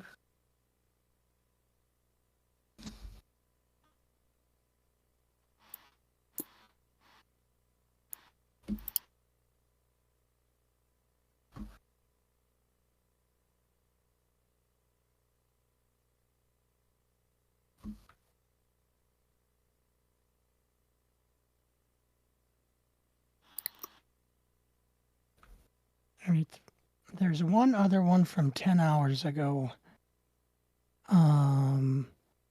He might have put it back to just one song and not three, like he had open yesterday. So I'll reject this one more, and then hopefully you're okay.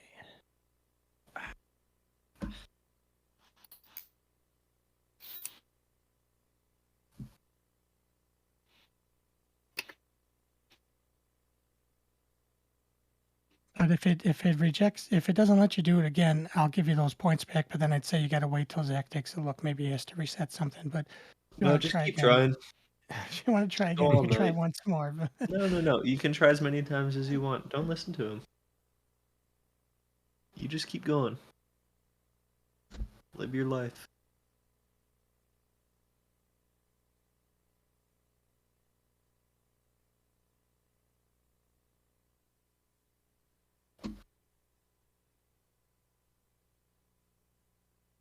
okay, hopefully we'll be all right. But he might have it back to one though Oh. in queue. So Maximum number of songs in queue reached. Here, try it again. One more time. Just give it another go. I promise it won't work. Just give it a shot. thank you, Zaz. Yeah, don't listen to Joey right now. Normally I'd say, What do okay, you normally I mean? wouldn't say listen to Joey. Actually, what am I What do you saying? mean? What are you trying to? What are you trying to get at here? What are you trying to say? Huh? Huh? I'm I'm walking here. saying that you're so smart that you try to Waddling see if you here. can trick people.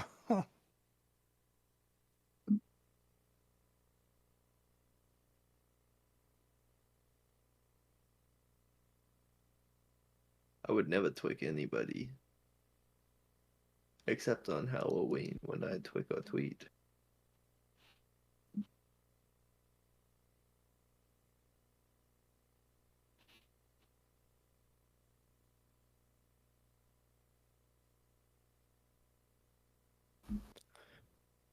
Ash is just built different.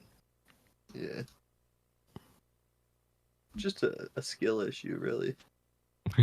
Yeah, I'll get you your 1,500 back though. I don't know why it wasn't letting you Bigger put any more and in stronger. right now. And what? What else are you? What else? Faster, Harder? Better? all of it. All right, Zaz. Harder. Yeah. Because I am harder than you.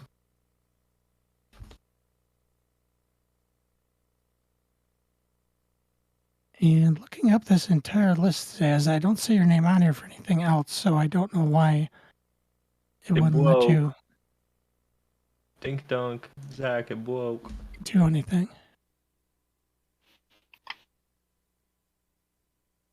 He's bricked up right now. My God. God damn.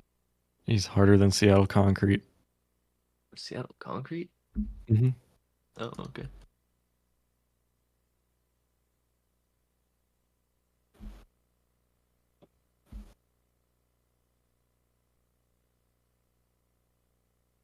Yeah, the queue only works if you're hard. Damn. It's a bit of a flawed system, but you know.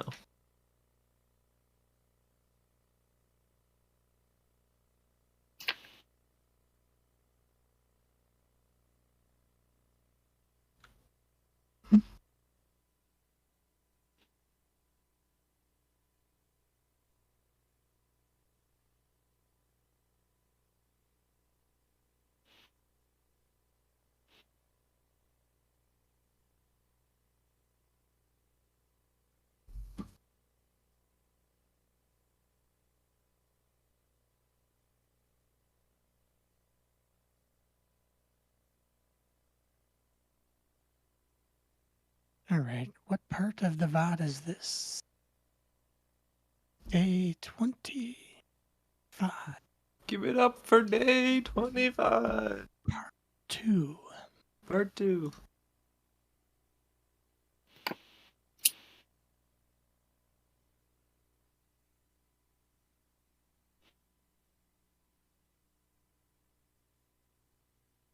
you guys ever just like forget to breathe sometimes? Yeah, I talked about that earlier. Actually, yeah, that was brought up already. Oh, Yeah. But okay. That's crazy. Dude, yeah. So what was the general consensus? Lonnie said yes. Chance Grant said said yes. yeah. And I I think said Dave said the other two said no. I do not remember that happening to me. Maybe you don't remember because you forget to breathe and then you pass out because you have no oxygen and you experience Anything memory is loss. possible. Yes, it is possible. Because if I forget to breathe, there's every possibility I could forget other things too. You're absolutely right. Mm-hmm.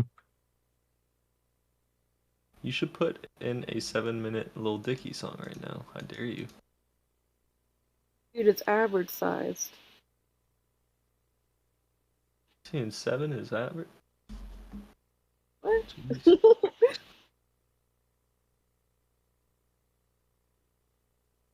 That's crazy.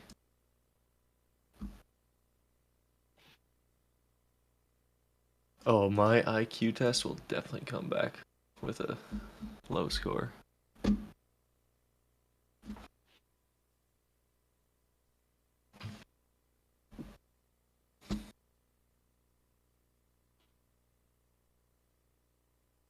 What even is an IQ test? What do they ask you? Can you study for an IQ test? I don't. Supposedly not, but I don't really know. Mm. What kind of questions is it? You know, because they can give you IQ tests when you're very young too. That's why I'm not sure exactly what kind of questions they would ask and what they really know from it or think they know from it. So I'm not sure. Did you know that babies can learn sign language before they can talk? Mm-hmm. You know that if you put a baby in the water, it'll not die? Well, hopefully. They should be able to float, yes. And eventually they forget how to do that.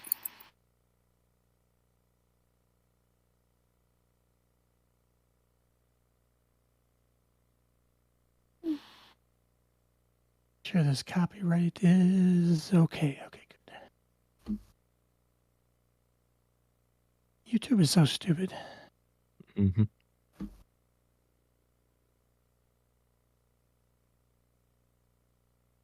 Don't you dare say that, YouTube. I love our YouTube overlords and masters. I'm sorry. It's like a new guy, right? Yeah. Yep. No more Susan Wojak.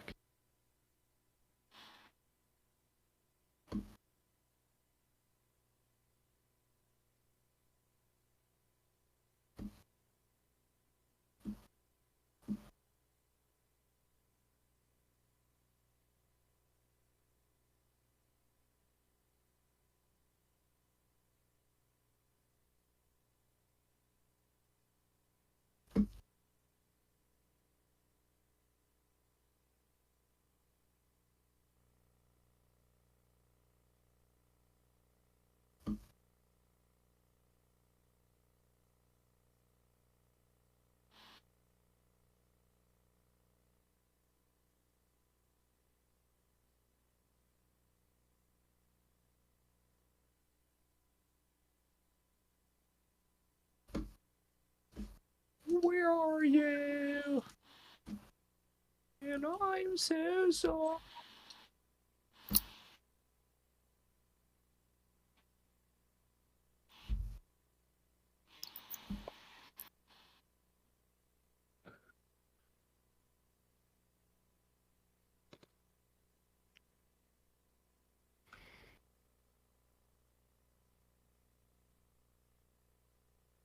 So what are you doing tomorrow, Joey? Anything?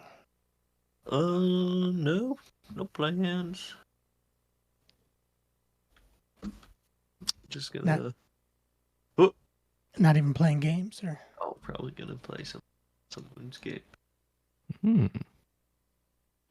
Of course. Gotta play some Woundscape. Escape the wound. Yeah. Not gonna get max XP in every skill by not playing the game. True. This is true. This is very true.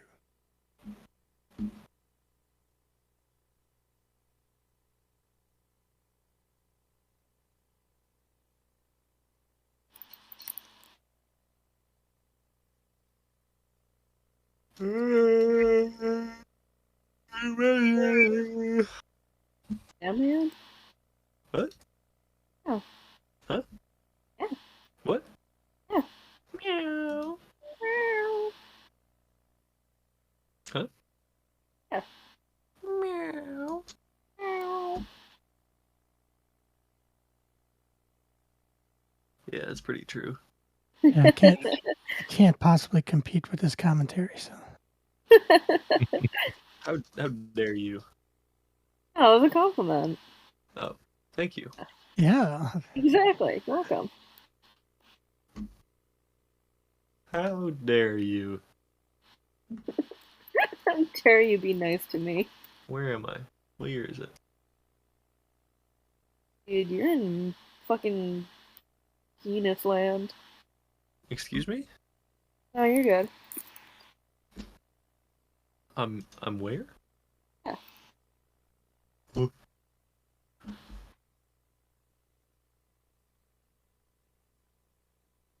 I'll ever just like Twitch. Yeah, I don't mind Mhm. Twitch. No, I mean like the action. I watch it sometimes. Alright. I get a little twitchy every now and then. a little twitchy maybe, but like seizure, if you're saying no, I don't think But so. no, I don't regularly have Y'all seizures. ever I just feel like have I would seizures? ever just get a little seezy with it. A little seizure salad.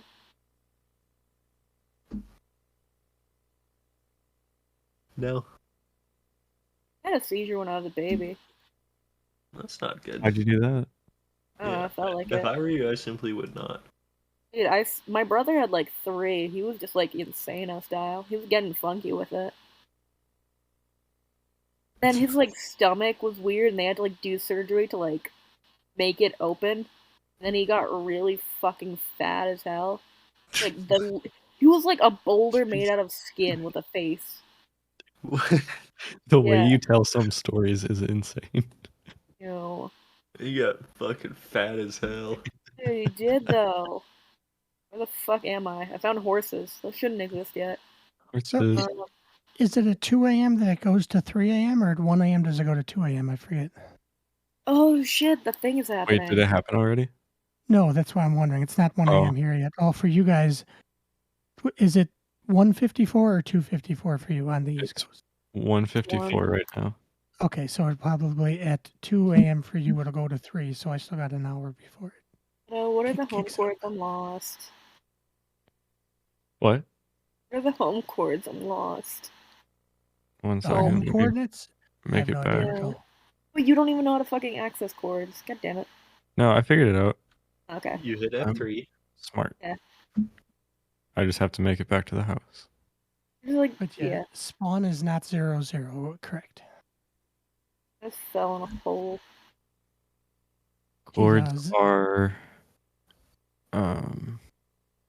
X 3843, Y 71, Z 1339. That's true. Thank you.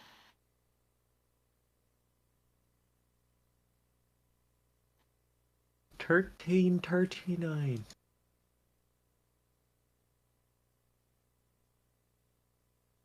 My weed is growing. Oh my goodness.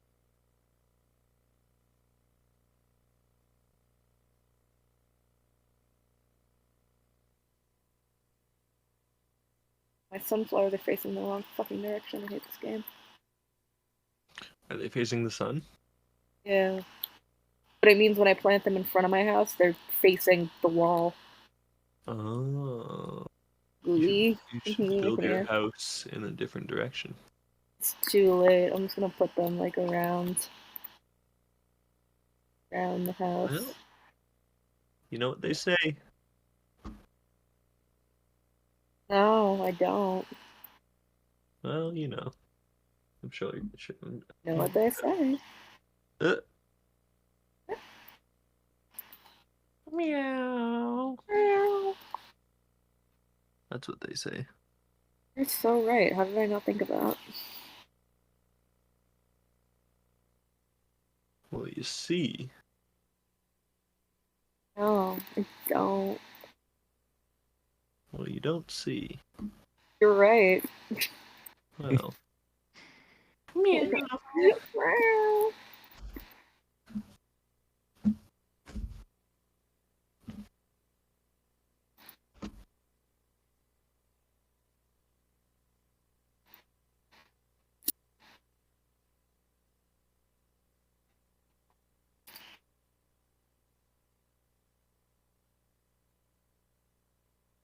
Alright, everybody, split up and search for clues. I still gotta. I'm not gonna finish that sentence. Huh?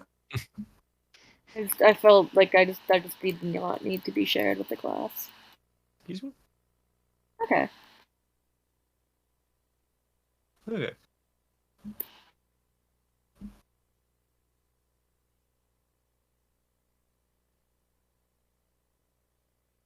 Right now, the only clues I see are rocks. That rocks. Dude, I ate a rock once. No, I didn't. Why would you lie to us? Don't know. I have problems. Yeah. Yeah, I feel the need. Why wouldn't you lie to us love. better? Come on. I have never lied about all of my stories, and I live by that. Could come don't up with believe so you. much shit, but I just don't. I'd be I don't believe disappointed you. if you had. I'd be I disappointed. just You're a fell in liar. penis.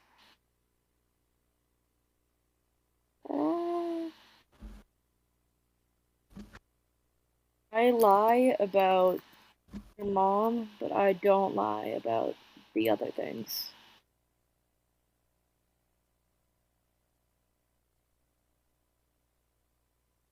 So you didn't actually have sex with either of my parents then. Good. That's a good thing. I Oh, did. yours I did. It's just other people's I Yeah, did. mine. Okay. I also did Cinder. Yeah. It Damn. was Well, there, I saw. At least they're in demand. I guess that I should be grateful of something. You know right? it. They made you. Obviously, they got something good. They're doing something right. Hey. Yeah. Oh, gold. I can't harvest that yet. Laugh at me. No, you just, it's constipation. Alright, guys, I'm gonna open up 10 hard reward caskets. Do you think I I'm gonna love get? opening 10 Oh hardwoods. man. Think I'm gonna get anything good? What kind of stuff can you get? Like You're gonna get hard. I already Oh. am. Oh. rare or Oh, legendary or I got a magic compass. Oh, Not a magic cock? you need to chill. Don't know what you said. That's okay. Right. You don't have to. But you Hey, don't have man. to assume what I said. Why not? Well, you know. Oh, I don't know another anything. composite bow. Oh, collection log updated. New item.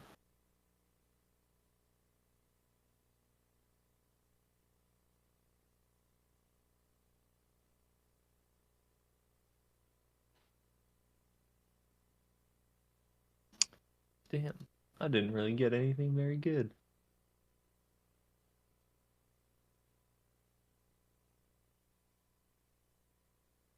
that was all 10 of them already? Yeah. No Robin Hood hat or anything? No. Robin's Hood. Shit, I don't even know if that's considered good anymore, but that used to be like the best back then. I did get On one of my clue scrolls, on like number 60 or something, I got a shadow die, which is worth like $1 billion. So, you know, Live in your house right now? rich. That's fine. What? You called me a bitch? No, I said I'm kind of rich. Oh, I thought You Otto just bitch. called me a bitch. I was like, alright. No, that was me calling you a bitch. I mean, no, that was me saying I'm rich. That's me saying I fucking hate you, dude. Yeah. I mean, no, I would never. Not. Kind of funny. Okay. Bitch. Waiting. Bidge. Eh. I'm sorry, that was rude. It's okay, I forgive you.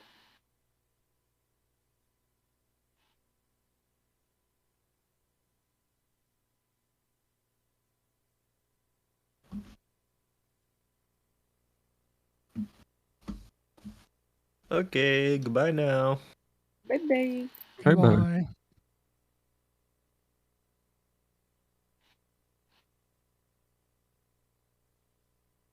Wonder, do you own Minecraft? I'm sorry, you're talking to me? Yeah. Are you talking to me? I Dude, didn't mean you it talking like to the that. other Sunday? It sounded like that. I didn't hear the beginning part. And the reason I was going to say on Minecraft. the reason I was going to say I wasn't going to is for the same reason I didn't quite hear what you said. My mind is kind of spacey right now. Ah, because you weed. No. Oh. Not that I have a problem with that, but no, I just I have a Just, problem with that because it makes me go bleh. I've never smoked. I've just been around a lot of people that have. So I probably would be okay if I did, just because I've been in rooms that were very thick, we'll just say, with it. But I My just, grandma's house.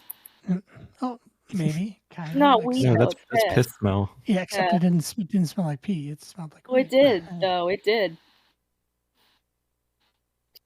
Grandma. Mayo grandma got the pissy pant. Same mayo jar. She refuses to go into an assisted living. We don't know what to do with her.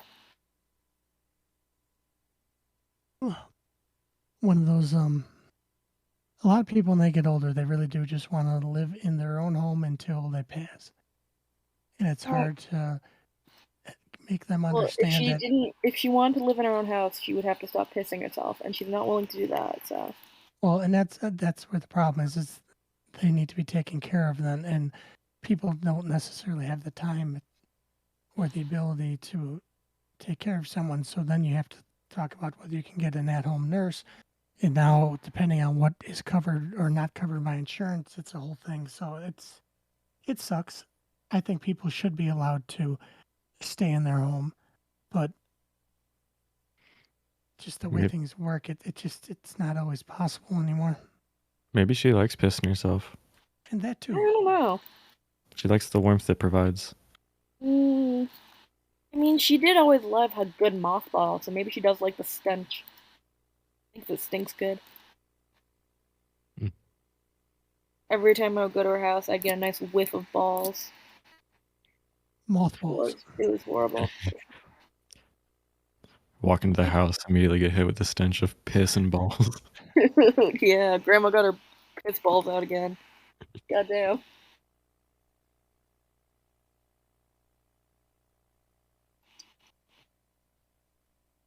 It always made the holidays interesting, I'm sure.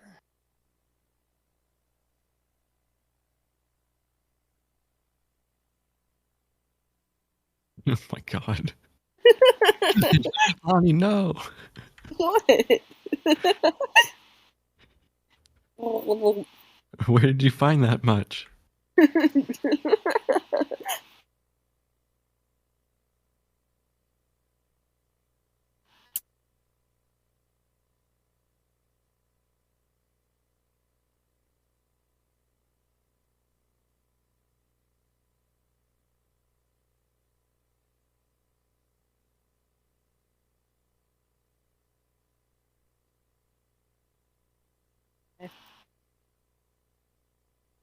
You.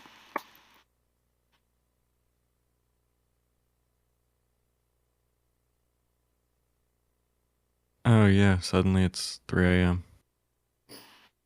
Yeah. It's only 1 a.m. here, but Damn. we'll catch back up to you like when we normally are. I mean, just an hour in Mm. about 54 minutes. Can't sleep too hype. You must Like have a a kid on Christmas. lot of ideas running through you after seeing all those Hi, Colin. streamer Hi. awards.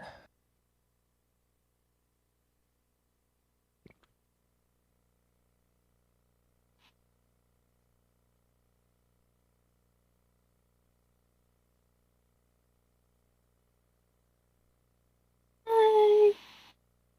Go play Muck on the hardest difficulty. Maybe that'll put you to sleep.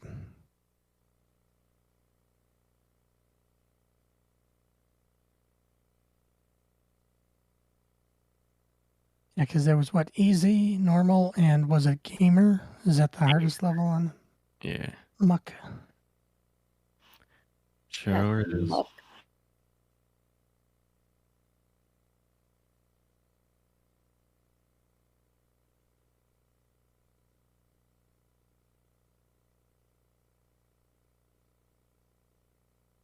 Yeah, but definitely, if you're excited when you lay down, have to put something on to occupy your mind because quiet is not going to work. Mhm. Then you'll just be thinking about all the ideas you want to do.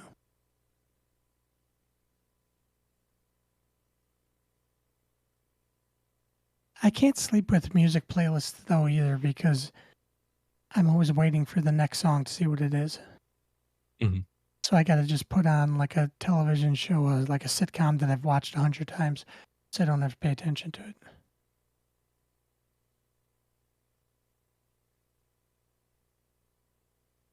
Oh, he's down there.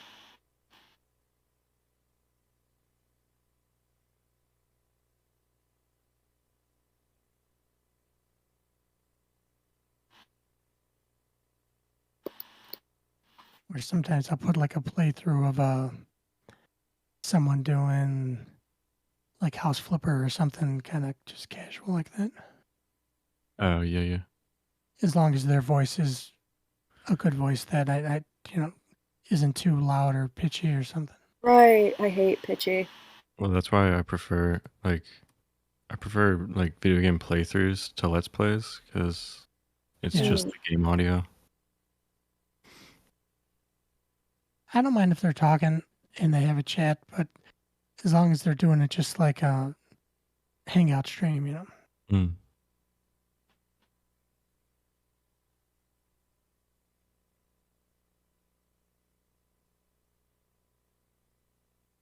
But usually I'll just find some, like I said, some old sitcom or show that, I had watched, like The West Wing. I used to watch a lot, and even though I don't need to watch it anymore, I could put it on because I don't really care about what they're saying because I've Yeah. already seen it Mhm. however many times. What gets me mad is for Netflix and Hulu and Disney, they'll only play a certain amount of things, and then they'll bring up that stupid screen. Are you still there? It's like, I pay What- for this. If I want it to run all night, it should run all night. Yeah. Don't. What do you care if I'm still here or Yeah. not? Like Zion. Hop off my wiener.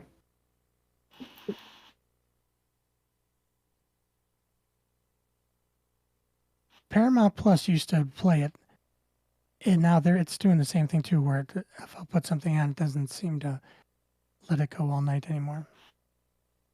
Same thing with Peacock. Peacock used to play it all night. But Hi, Lonnie. Oh, thank you. Appreciate you.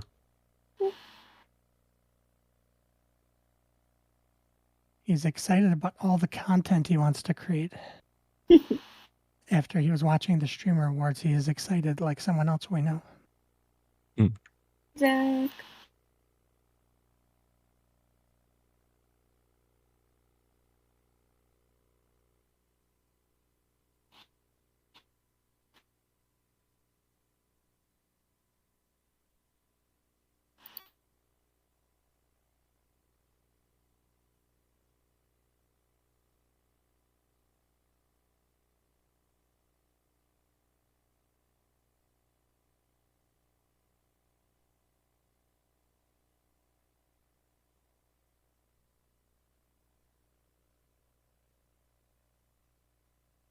Oh, he got his ice cream after all, I guess. Dude, creamy white. Why do we have so much fucking raw copper? I don't know. Bringing it. I asked Zach if it was important, and he was like, "No, but you'd probably Well, like it." And I was like, "Okay." I mean, you can make like the floor out of it. Mm. Dude, come! It's not the right length. There you go. Shut the fuck up. Don't fucking laugh at me. Hey, Don't laugh at me. I'll piss and cry. I'll fucking cry. I'll scream, dude. I'll scream and cry. Why'd you put the server name in there? I'm stupid. Okay? Is that what you want me to say? Is that what you wanted? I was gonna say, if you're gonna do it, at least give Bisect some What the promo hell out is of it. bisect? Who is Bisect? Are the ones that provide the server you're playing on. Show I some thought you were respect. talking about like bisexuality, but like as a person. No, sect. Oh, CT I thought at the end. sex. I'm not doing all that. You can /ip. Balls.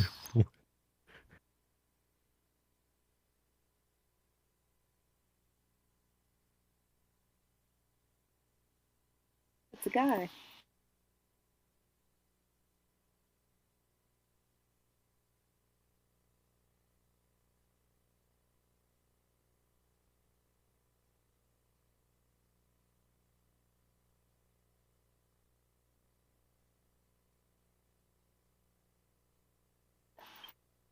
For this fucking game. What was that? Oh, iron. Oh. I was dying, so I said I suck. Oh, And I realized I'm the best person who's ever played this game. So that's right. That's right. You're a gamer. you know it.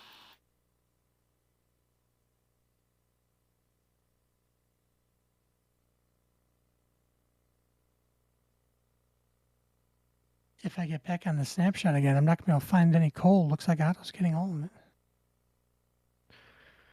Stealing all the resources.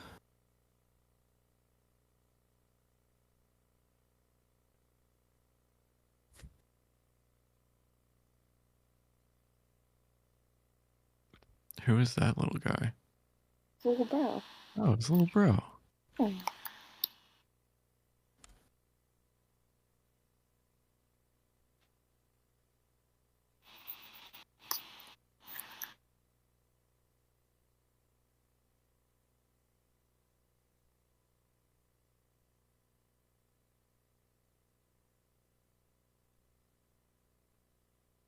Dude is showing off. Maybe we He's want ice chomping his cream. cream, dude. Dude. Dude, he's eating that cream. He's swallowing that cream. Mm. Yummy. Yummy. Oh, we're supposed to say something like who's getting ice in their cream, right? Isn't that what we're supposed to say? Yeah, dude, he wants to ice our cream. It reminds me of the Ice Chewers forum. They talked about making ice cubes. They didn't use water. There was a whole forum on it? Oh, there was an Ice Cubers Anonymous forum. It was great. Wow. There's a Sid House video on it like years ago. Now we're getting Next stairs. House. What's that stair for, man? We're just Oh, trying you to. need to be back. You know what you are.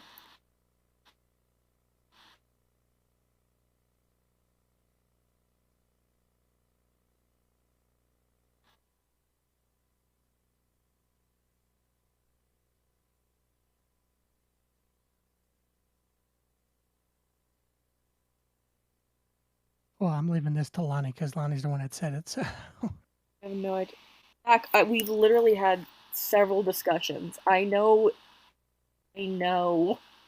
I fucking know you. I'm in your head.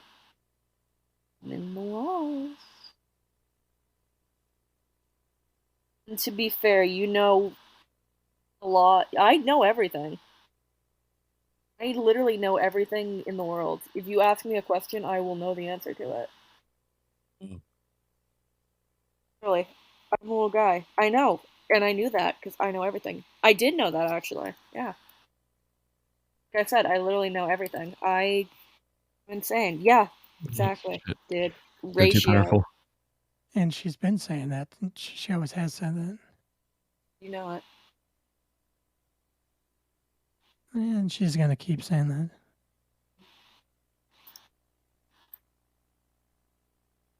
Sorry, they. I keep forgetting. I'm good. sorry. Good.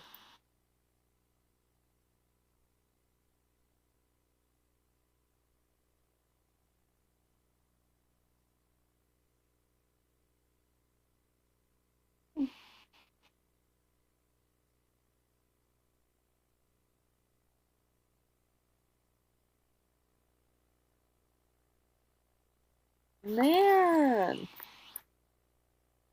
Dude. Got it.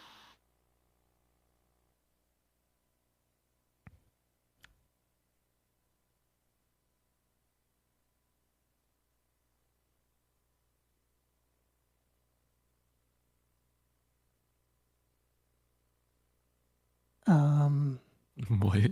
Usually it's the other way around, but I don't feel like saying Supposed to that. taste. You mean like peanuts or like. Okay, almond milky. Okay, so you do mean like peanuts, not penis. Not jisms. Ism. Well, that's what I was going to say. Usually it's, do you ever eat so much nutty that it starts to taste like cream, but that's totally different. Y'all ever drink so much cum it starts to taste like milk? I haven't. No, Oh. that's never actually happened. Never happened either. Shit You still lit- tastes like bleach. No, yeah. Lonnie just drowns in it. You know it, dude. You ever drink so much cum you drown?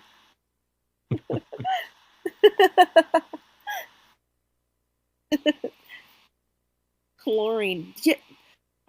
Yeah. Wait, how do you know that? Zach? Zach?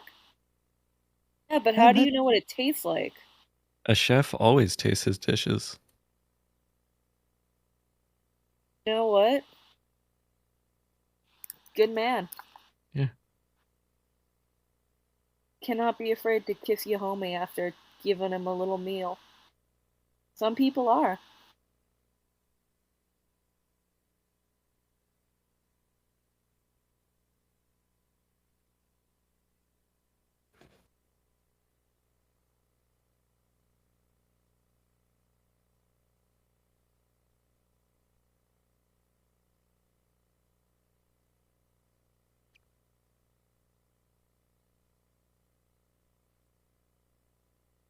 Smell and taste are the same thing. No. No, that's not always I true. mean, I mean, it is. maybe true He's got sometimes. this. Does smell and taste like chlorine, like you said. It's not the same. Like one time I smelled vanilla extract and it smelled so good, so my mom let me take a swig of it, and it did not taste like vanilla. It tasted like sadness. No, smell is a bigger part of taste than taste. No, I agree, but that's why I'm saying they're not the same. Because yes, if you take this smell part away, you might not taste it I think at Zach all. is trying to hide the fact Or that he's certainly fucking different. drinking milk.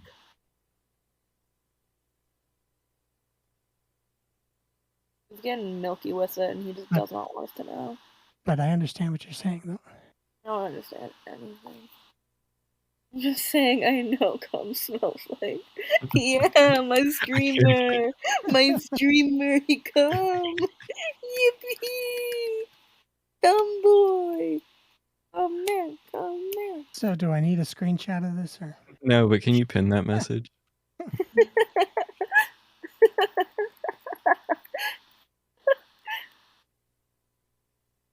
Oh, good. It's a good night to be a cummer, isn't it, y'all? It's a good night to cum chlorine. This is a terrible day. This is a great day. What do you mean? Coming. Coming. Hashtag, I'm sorry, /pin. Come. It's just that easy, huh?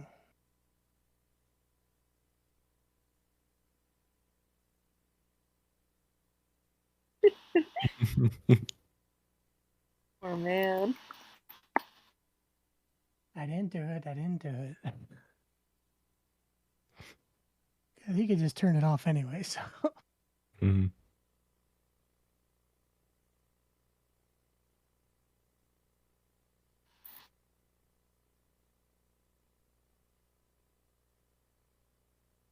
there you go. I was waiting for Amari says. So yeah. Larry, get up! Oh, that's not actually them saying it. God damn it. Correct. No. I hate being lied to. Y'all. I'm going home. Y'all. People will drink cum. Those are mean.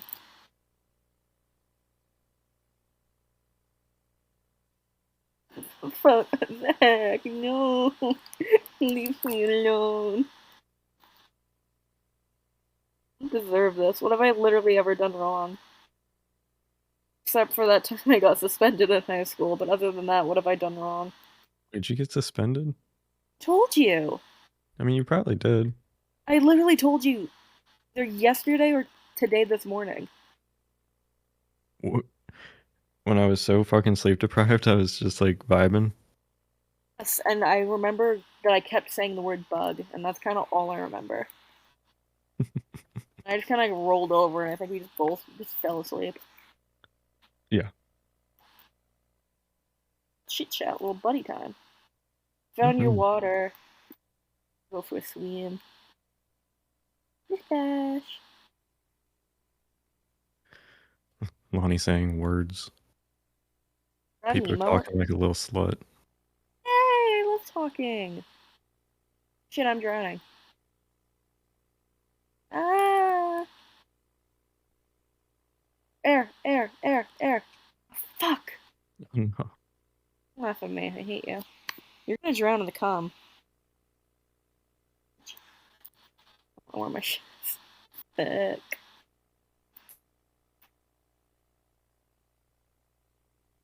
This one. Don't laugh at me. I hate everyone. Everyone's so mean to me. It's because my fucking asshole.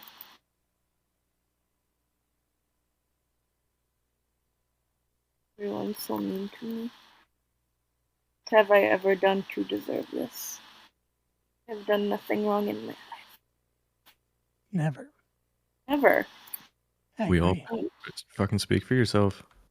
What I the don't do hell? that. That's nasty. Yeah, I got my stuff. I'll poop, Lonnie. That's not something wrong. Oh, you meant that my asshole. My asshole doesn't poop. The fuck would it do that? It's gross. Do you take me for it, dude? Like, I don't know.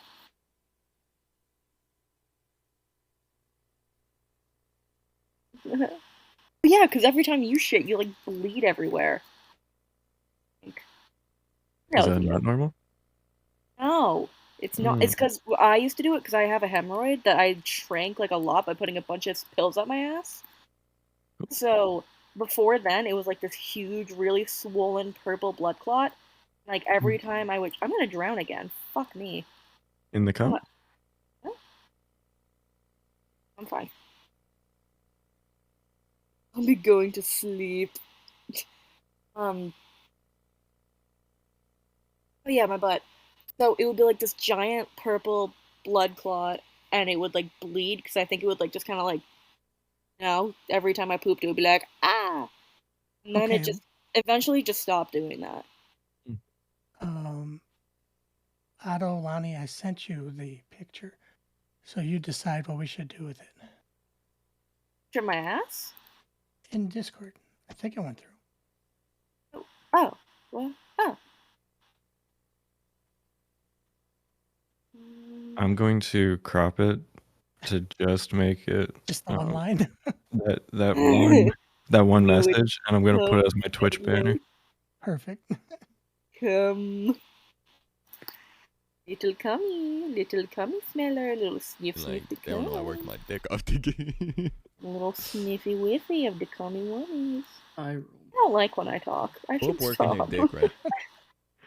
you know, when it's time for me to step back, you know, something's wrong. Squid. It's all Dream's fault.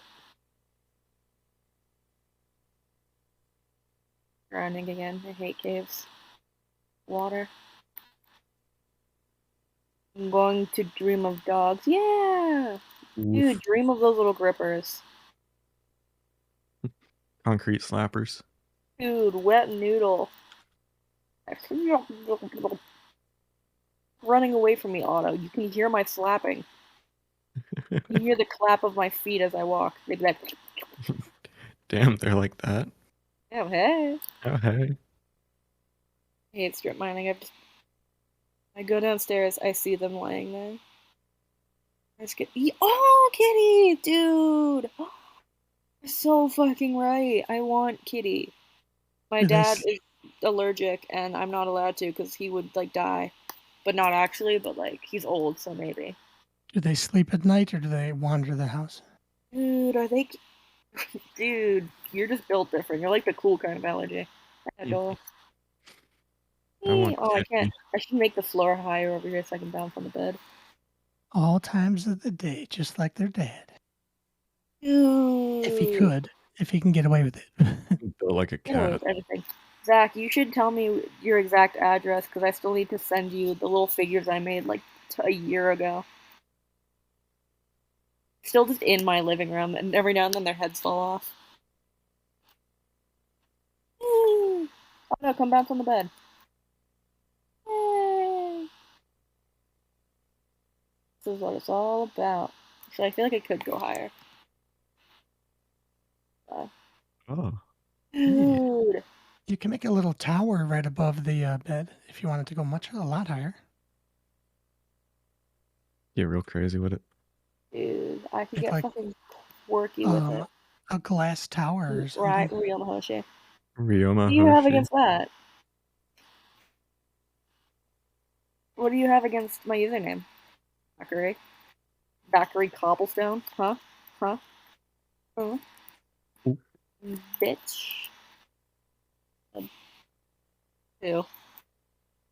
You, I think. I was fighting you, but now I don't think I am.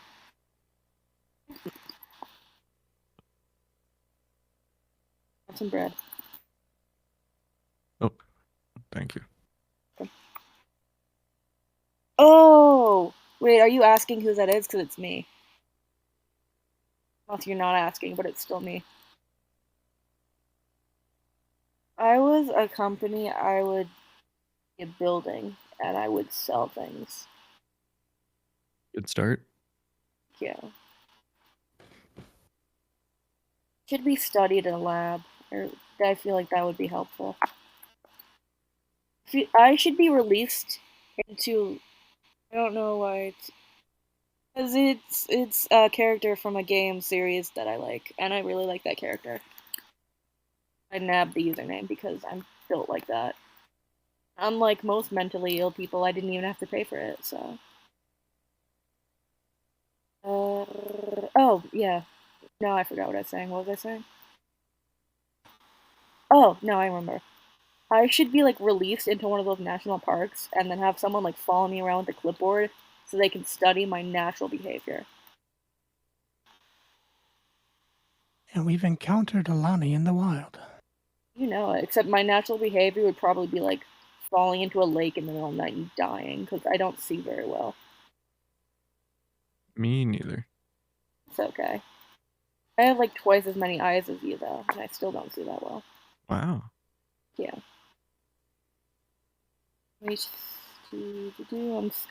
I'm seeding the ground. I'm laying my seeds in the ground. Just blowing your seed.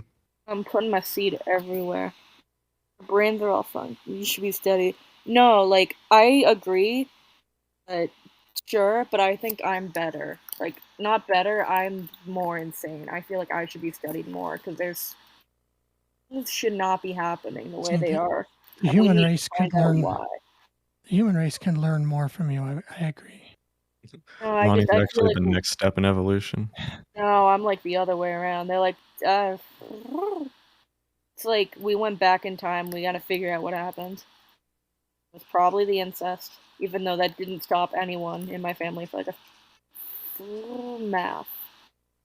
700 If you go years? back far enough, that was probably just about everybody. But Yeah, I mean, it didn't stop anyone for like 700 years, but now it's gone. It caught up to me. Got me, dude.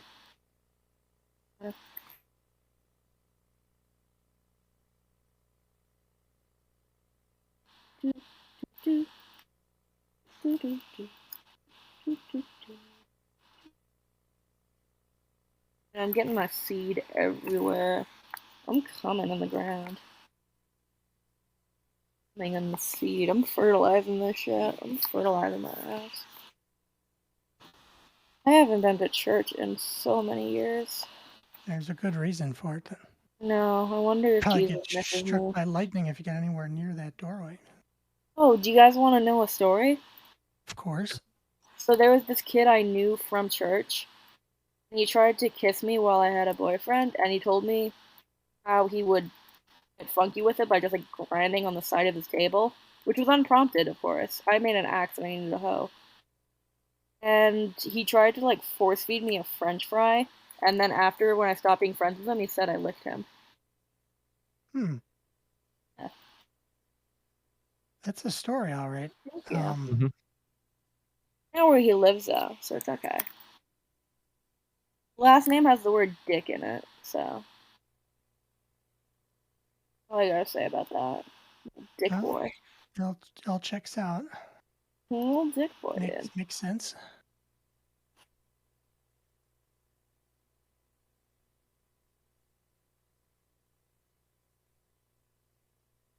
Did you ever think you attract the wrong people? Not that you try to, but that it just happens. Oh, absolutely. Everyone I date has either hated me or didn't talk to me. So I have a problem. My problem is that I have huge tits. Laugh at me, Otto. We'll I find just you. was not I expecting will that. find you. Will Just not to be prove it. difficult. You've literally, I could literally just be like, hey, you want to hang out? And you'd be like, okay, here's my address. And there I would be. Yeah, pretty much. Bitch.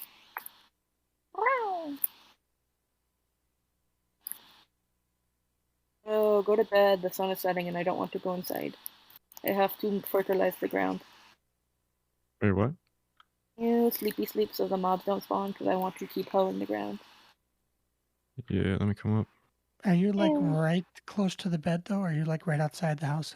Right outside the house. I could probably Of crawl through course, the window. yeah. I just don't want to. I was gonna say you could Hey, get. thank you, Otto. It would take like 3 seconds to have gone in there 3 and lay seconds I down. don't have.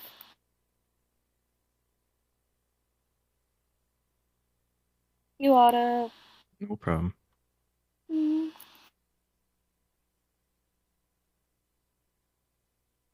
If I was an animal, what animal would I be, do you guys think? Um,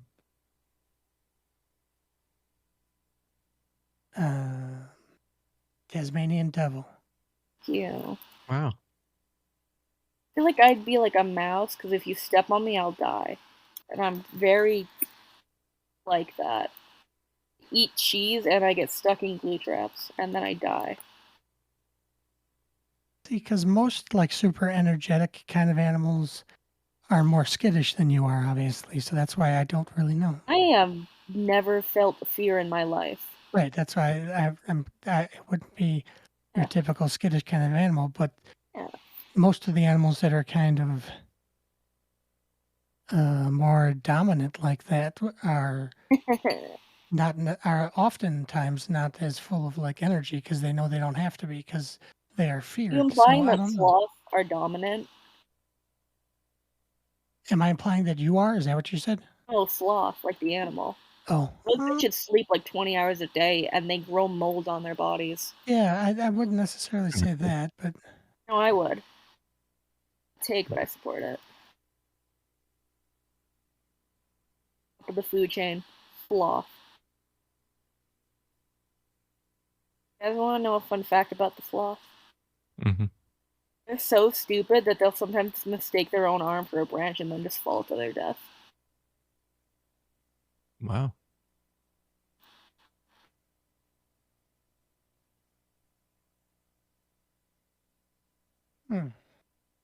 Wait, are they the ones that only got 3 toes? Why the fuck do you want to know about their toes, man? Because I'm pretty sure they're called like 3-toe sloths or something like that. I would assume you're right. Too many times I've looked up toes, and I'm not allowed to do it anymore.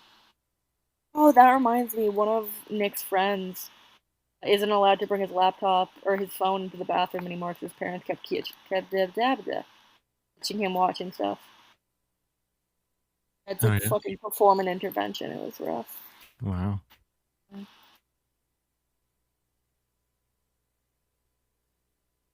think his name's Aiden. I remember. None of them go by their first names because they think they're too cool for it. And by that I mean I don't know why they really do it. Actually, no, it's definitely because they think they're too cool for it.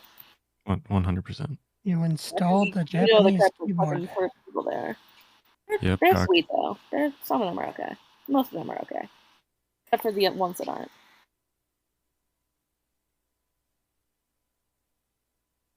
And you meant to do that, I assume. Japanese keyboard, dude. Cock! I love cock. I say that. I'm sorry, sir. Is this English only chat? I can't. I bet his ass said some gay shit. Yeah, I can't possibly moderate that. I'm gonna moderate your balls. What do you mean by that? What is hakuchato? A slur? I say a fucking slur.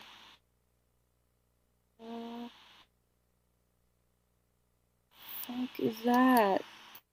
Meaning? That's not real. That's not. Oh, is he? Oh. Hold on. The other one is vertical water. So you got that going. Fuck you and your vertical water, bitch. Vertical my fucking fat nuts. How's that? Those nuts do be That fat. was aggressive. Cute. You get me. Yeah. You get it. Stop putting your coal in the block chest. I'm going to kill you. Probably should not say that on the channel. My bad. My bad, y'all. Not gonna do that. No, I give you permission. Okay. Would Yeah. vertically attachments. Oh my god, headset.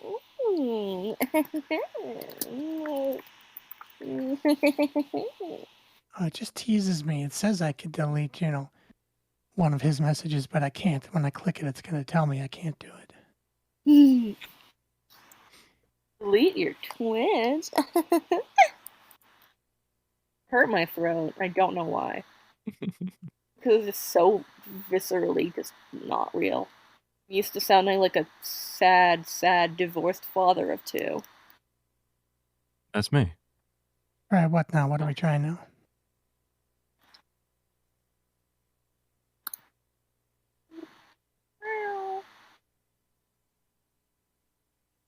Does anyone have a saddle? Because I want that horse. I want a horse. Horse noises.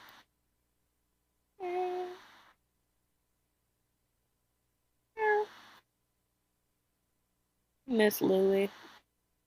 Told Otto about Louie earlier. He was my neighbor's cat. He was so good. He was this old man. He would sit on my lap and he would drool everywhere. And he'd be so happy. And I would be so happy. Be just like me. Dude. If you sat on my lap and started drooling, I might not be as happy. But we'll see. There's meet up in May. We'll see. Sure. Feel free to come sit on my lap.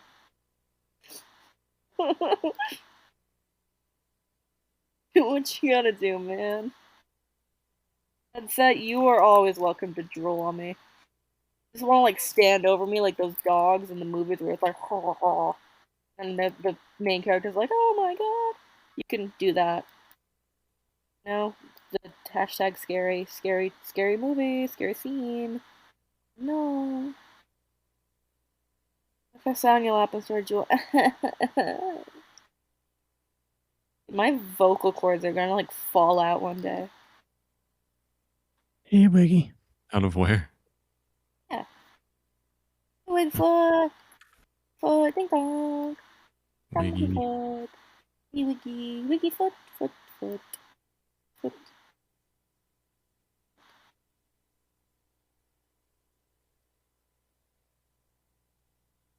Feet. Love feet. No, I don't. Why would you lie like that? Don't. You know what? Fuck it. I do love feet. I love me some good toes. Me too. I mean, in that video from like 25 years ago, I said I would suck my ex's toe, so I was doing that shit before it was cool. Damn.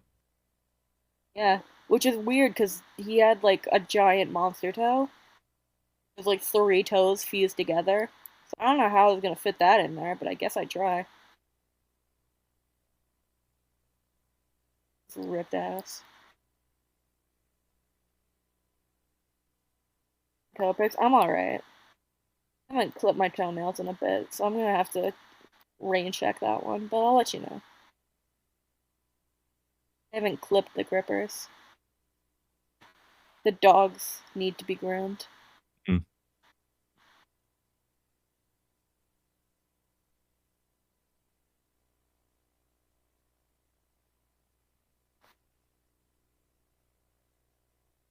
You are approaching full weeb, Zach. You are no longer half weeb. Yeah, these Japanese keyboard. Look at our Rose ain't boy. gonna say shit like fucking mushroom. Look at our boy learning. Dude, I wish I knew how to learn. It is God. getting weebish with it though. Said Ize Nisa. What is that? That's not real either. Yeah, it's got fucking lied to. All white men do is lie to me. Otto, are you white? Yes. Okay, that statement stands then. What?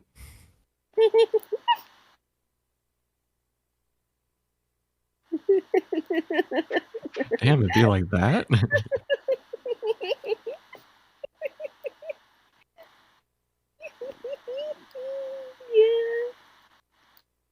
Yeah.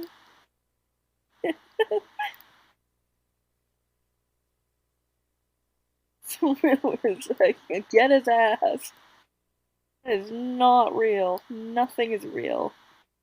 I'm made of fish bones. Someone microwaved fish in the microwave in the break room.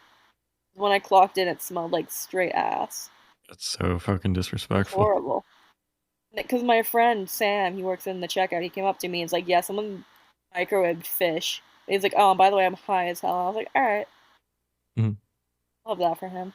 That was Joey that did that. That's fucked up. Not surprising though. Dude. Put your fucking fishy somewhere else. That shit do not be stinking good. Should be stinking bad. It's stonking. Fuck am I? I'm alone in the woods again. Miss my wife.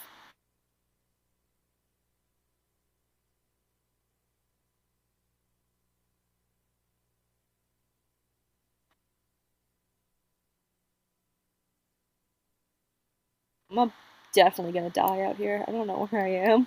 Hey, don't do that. I'm Might. I just got shot in the ass. just trying to stab till 2, so it'll actually be 3. Time is it now? It is 5 o'clock. I'm afraid of what he just said. It's probably like fuck in Japanese. Or it's just gonna be like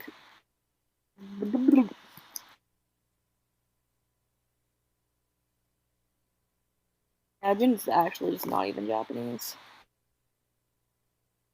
Oh, he said awesome. Cool. I have 10 hands. I meant fingers.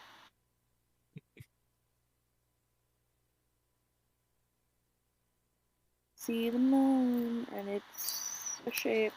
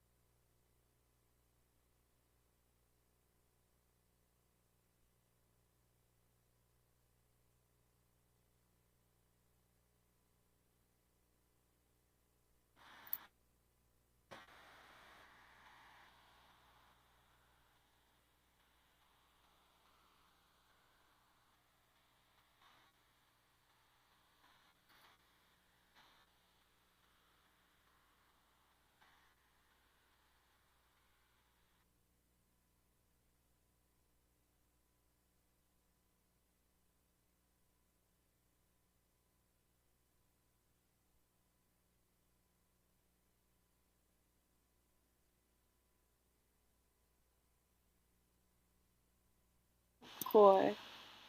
Sugoi? Dude, she's Sugoi on my Sugoi to like Japan.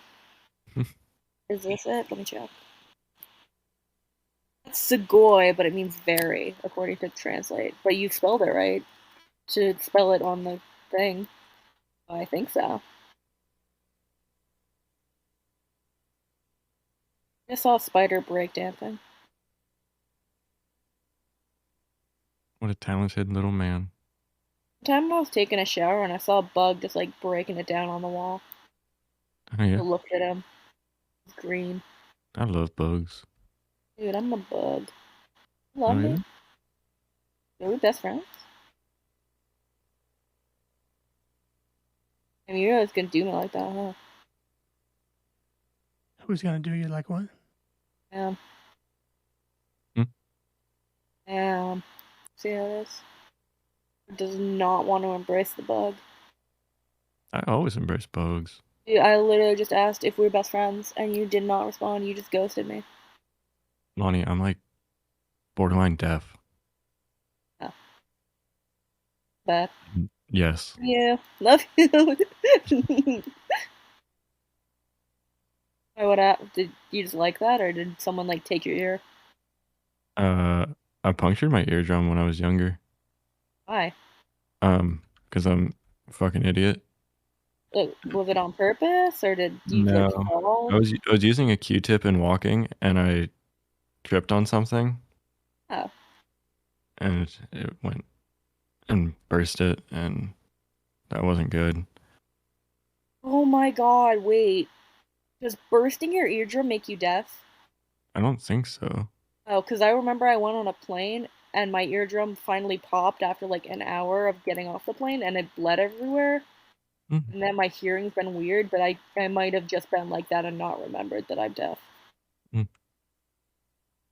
There was also a bug it was in Disney, and there was a cockroach in our room. So my mom killed it with a Harry Potter book and then brought it to the front desk. And I think they gave us like fast passes so that we would shut up and stop talking about the fact that we had a bug in our room. A little roach, in fact. We got Never bought roachy you with off. it.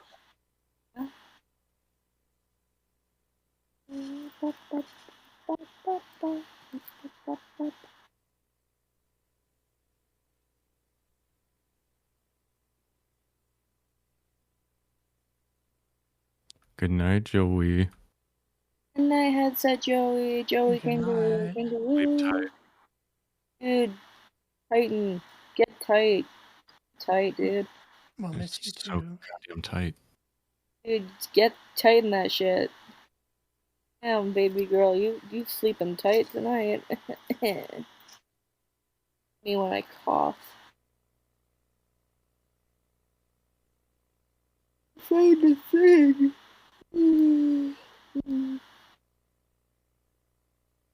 Just a chest and a crafting table in the middle of nowhere. Oh, it's tight. Sugoi ni, that one, the last one you sent Zach, is amazing. Like, as in the word. But you got it, methinks.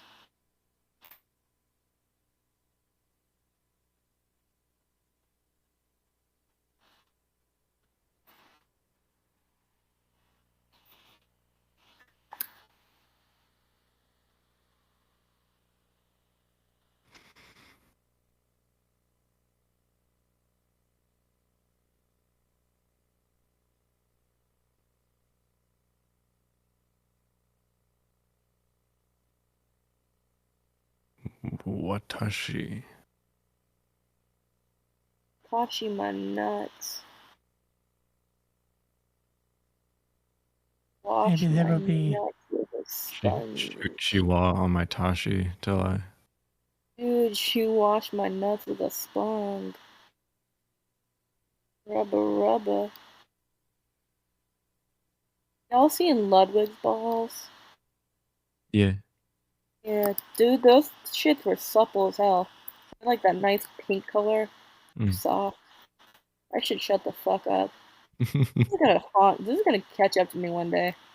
I'll be like 60 years old trying to get like a nice retirement job, and they'll be like, hey, in hey, you said balls, and I'm like, fuck. I did. You're Also like, yeah, had, but it like, was funny. 7. Being shot. Tell them to don't do that. Dude, it's because I talked about balls. The leftists can't handle that. Oh, my thoughts. They're coming after you. Dude, the woke media hates when I talk about balls. Fucking so much for the tolerant left. Can't even handle a nice discussion about testicles. About dicks and butts. You know it. Love. No. So light myself on fire real quick. That'll warm me up. Well, it would be good because I would cook my meat. And my meat. You're Schmeat. Yeah. A schmoob. That man has pants. I don't like that. Oh god, he shot me in the ass. Would you prefer if he didn't have pants? Dude, I have pants. It just does not stop him. I've been shot in the ass in real life too, and I was wearing pants that time. I have just a shootable ass. I just want to shoot on my ass, dude. I regret saying that. Having such a shootable ass. I regret speaking. My balls are bigger than Lud's. Yeah, his are cute though. His are cute and pink and soft. Yours can be as large as you want. That doesn't make him cute. Also, the thing you sent is Watashi, it said. It was I, like the word I. I don't know if that's what you were going for, because I don't even speak English, so.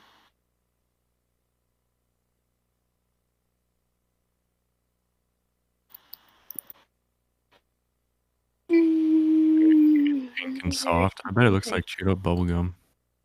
Dude, I hate bubblegum. It makes me feel nauseous. I hate the smell of it. It's just too strong. I don't like it either. Dude! We have so much in common. I'm gonna wear your skin. Oh. Yeah. You'll send me a picture? Okay.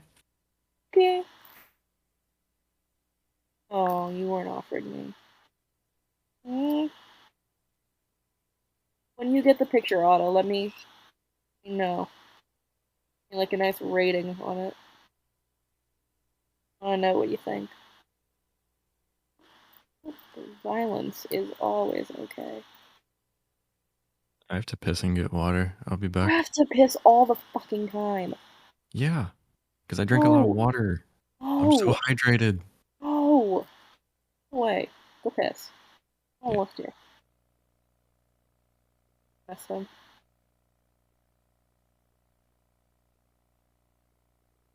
Hey, I love balls. I want to help. Cinder. Cinder. Damn, I'm just alone with my balls then. Oh, fish.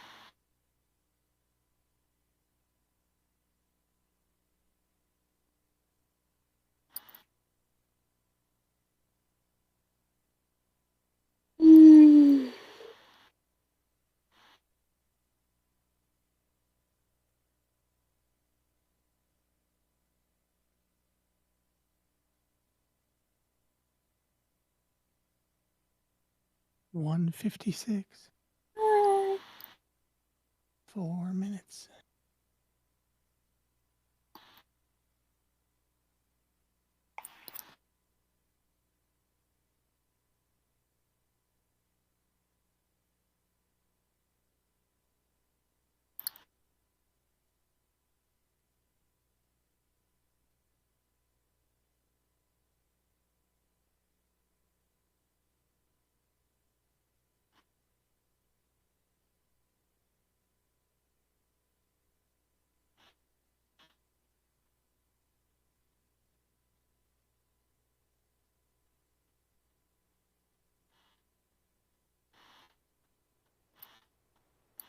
God damn, Joey, those are some nice nuts.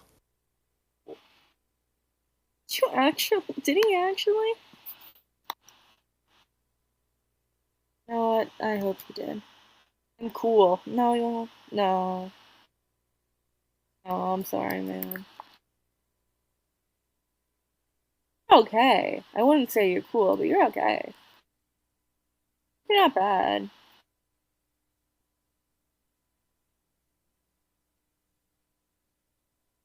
So how was your piss? Alright, it was great. Cool. It all Yeah. went in the toilet, Dude, good job. but that's because I sat down. Oh, I hate that you do that. You make me sad. Why? Yeah. Can't figure out how to type this part. Type my fucking nuts. That was aggressive. I'm sorry. Let me go stand on this boat real quick. Whee! No, I can't. Stand here? Oh. Hold on.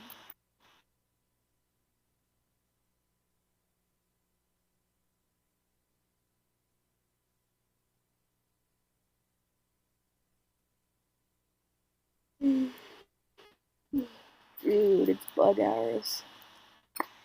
Bug. Bug.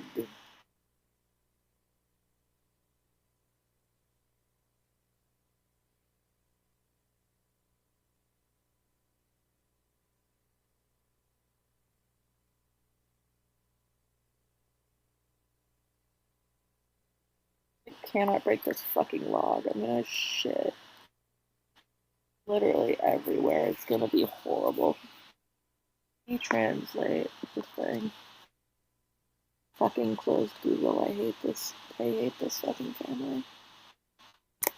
No. Okay, he just wrote cool. So. Cool. Like the guy with the thumb. Wish I had a thumb. That'd be pretty cool. I don't even have to fucking do this anymore. What am I doing?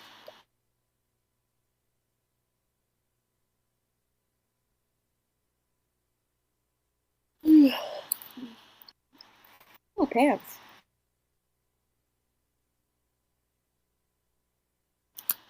Whee. Oh, I'm dying. And just like that, it Oh, goes to God. 3 a.m. Whoa. Oh, He caught up to us. dude, he caught my nuts. No. Hmm? Yeah. I'm eating a Oh. potato in the middle of the ocean. I love potatoes. This sucks. Grim. See if the phone's changed already. It should. Yep. What the fuck is a trim. smithing template? What? Boost armor trim? What? Okay. What? Oh, it's the thing with the new shiny armor and stuff. Ew, that's kind of cool. What's in here? Ooh, emerald. Iron. Iron. Gold. Hey, whee. It's easy to learn. Okay, you're just going full weeb. You're getting a little weeby, a little weeby wiggly, a little wiggly weeby, a little wiggly wiener. You're getting a little flaccid. How the fuck do I do this? Where am I? I think it's this way.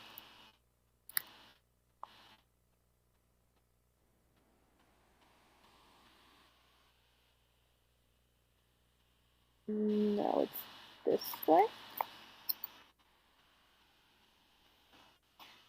Can I type it? Let's see.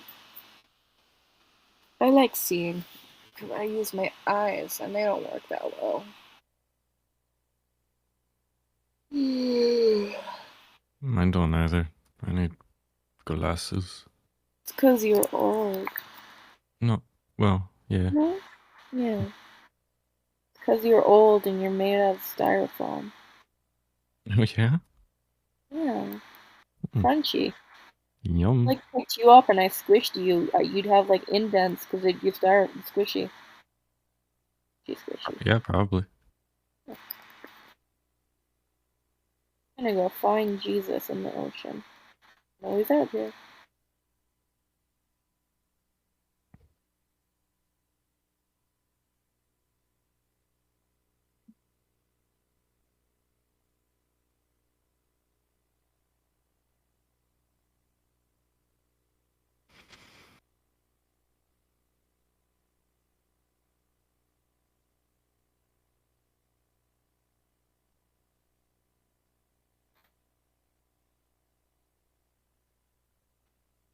Awesome. Work. I don't know what's going on. Fish. Words per minute is like 0.5, but yeah. Word per minute is like 0.3.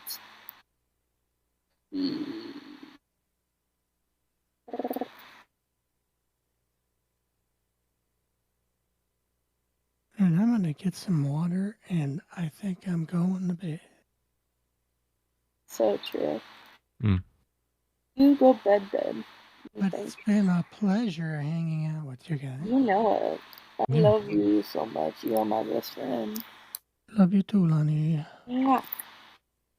Otto, Zach, anyone else that's awake, get some sleep, people. Stop being degenerates. Right. Right. Bye, Cinder. Good night. Good night. Good night, Joey. Miss Cinder. Mm. Now I miss him even more. Like Cinder. Get me for real. What the hell just happened? I heard a noise.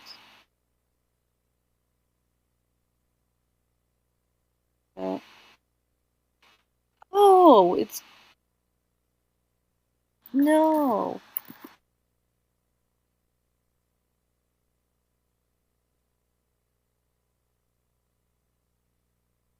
I'm not even thinking. Oh, word. She alive on my... Oh, shit. The thing's happening. This way. I'm gonna find some buried treasure. I'm gonna put my nuts in it. I'm lost. When live in Discord, so you wouldn't disconnect. Pog.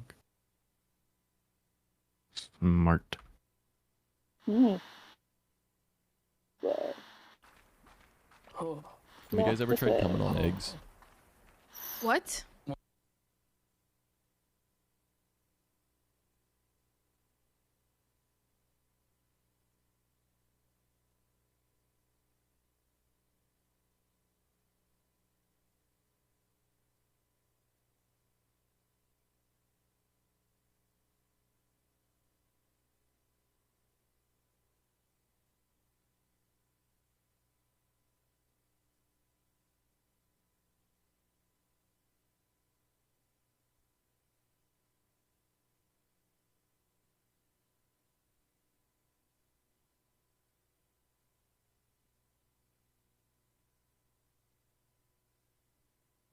If you gift 8 more subs, you've gifted 100 subs to your channel. Dude, that'd be kind of crazy if you did that. I'm You're just your own saying. whaler. Dude, pay your own pay. Dude, sub your own sub, dude. Ton it, dude. I don't know where the fuck I am.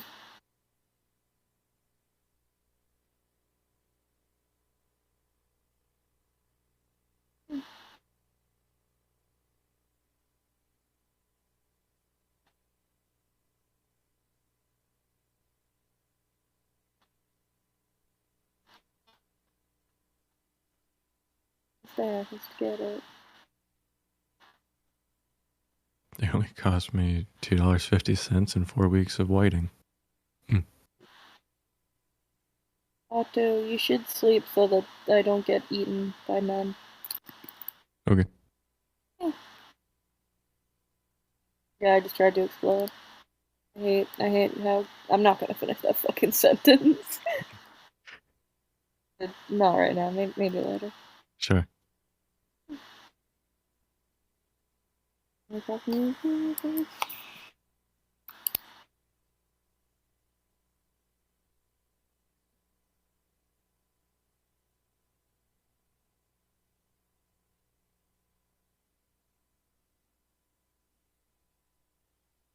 Otto, you did not go... Oh, there you go, thank you. I'm impatient. I don't want to die. I'm literally at the buried treasure. I don't want to die. Oh, you. I'm gonna come home and I'm gonna have like a diamond. Even two. Probably none, but we'll see. I have faith. Yeah. Alright, where is it? It's over here. It's like, let me kill that guy. Ah, my keys.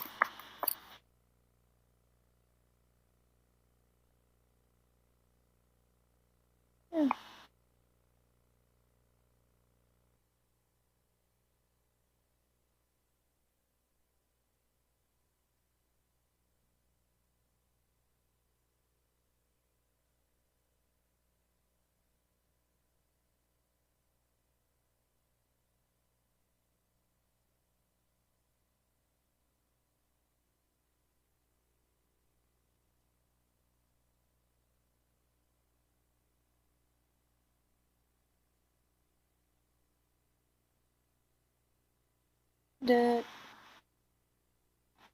I didn't get any fucking diamonds. I hate this game. I hate this fucking game. I got an iron sword. That's about it. This shit That's sucks. pretty good. It's not what I want. I wanted Diamondo. All I got was sadness.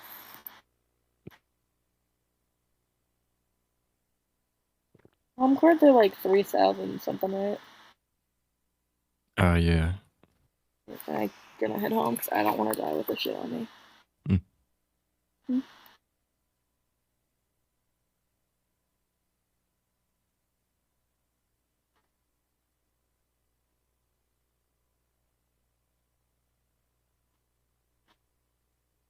I don't happen to know what the chords like are, other than like 3,000 something hundred, right? I Let don't me know if I go. should be going up or down. Yeah, let me go grab them for you. You're just trying to mine. I'm like, Otto, ding dong, help me, help me. Chords are 3842, Right? 71, 1339. Shit, alright, I'm not that far. I'm more like a few thousand away. Thank you. No problem.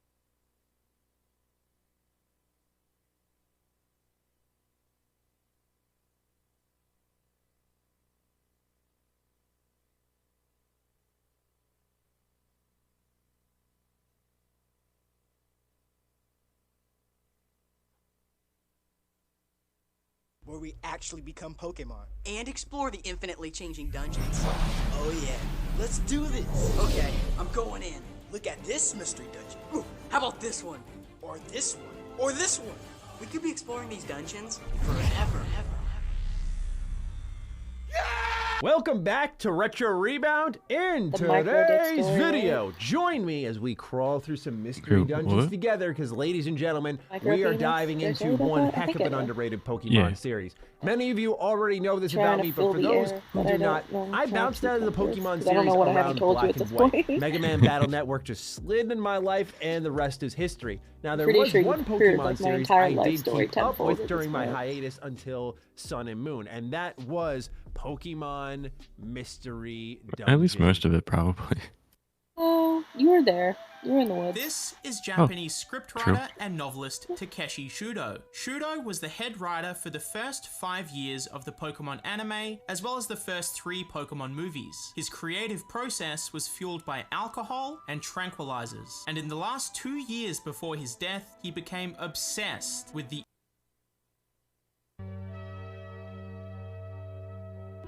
Super Mario Bros. 3 speedruns are some of the most competitive out there. It has a degree of randomness not found in most platformers. So much out of your control needs to line up.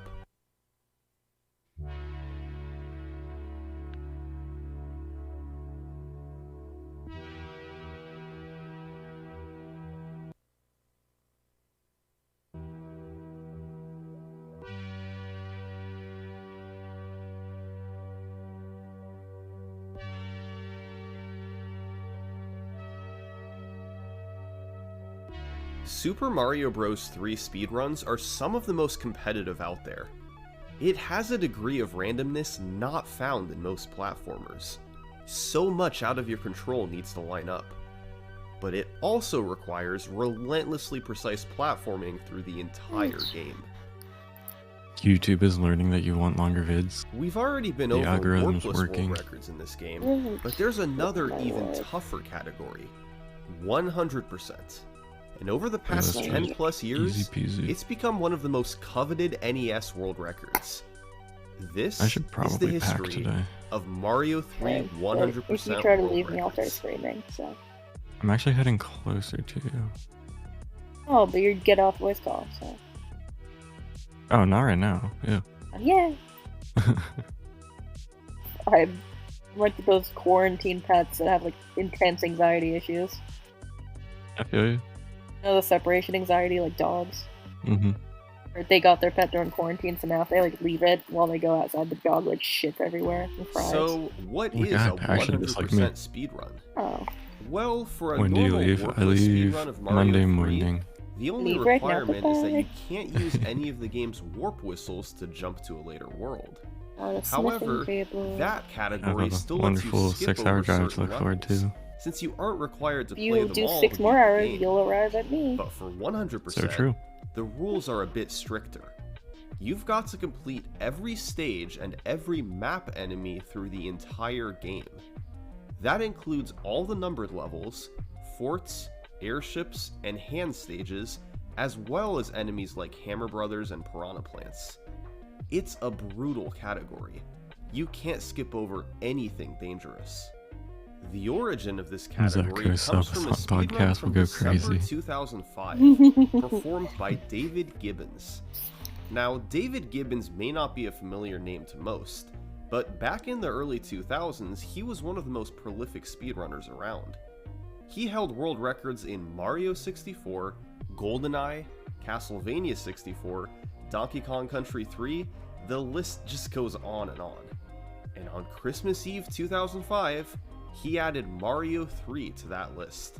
A 100% run clocking in at 1 hour, 24 minutes, and 10 seconds. Let's dive in.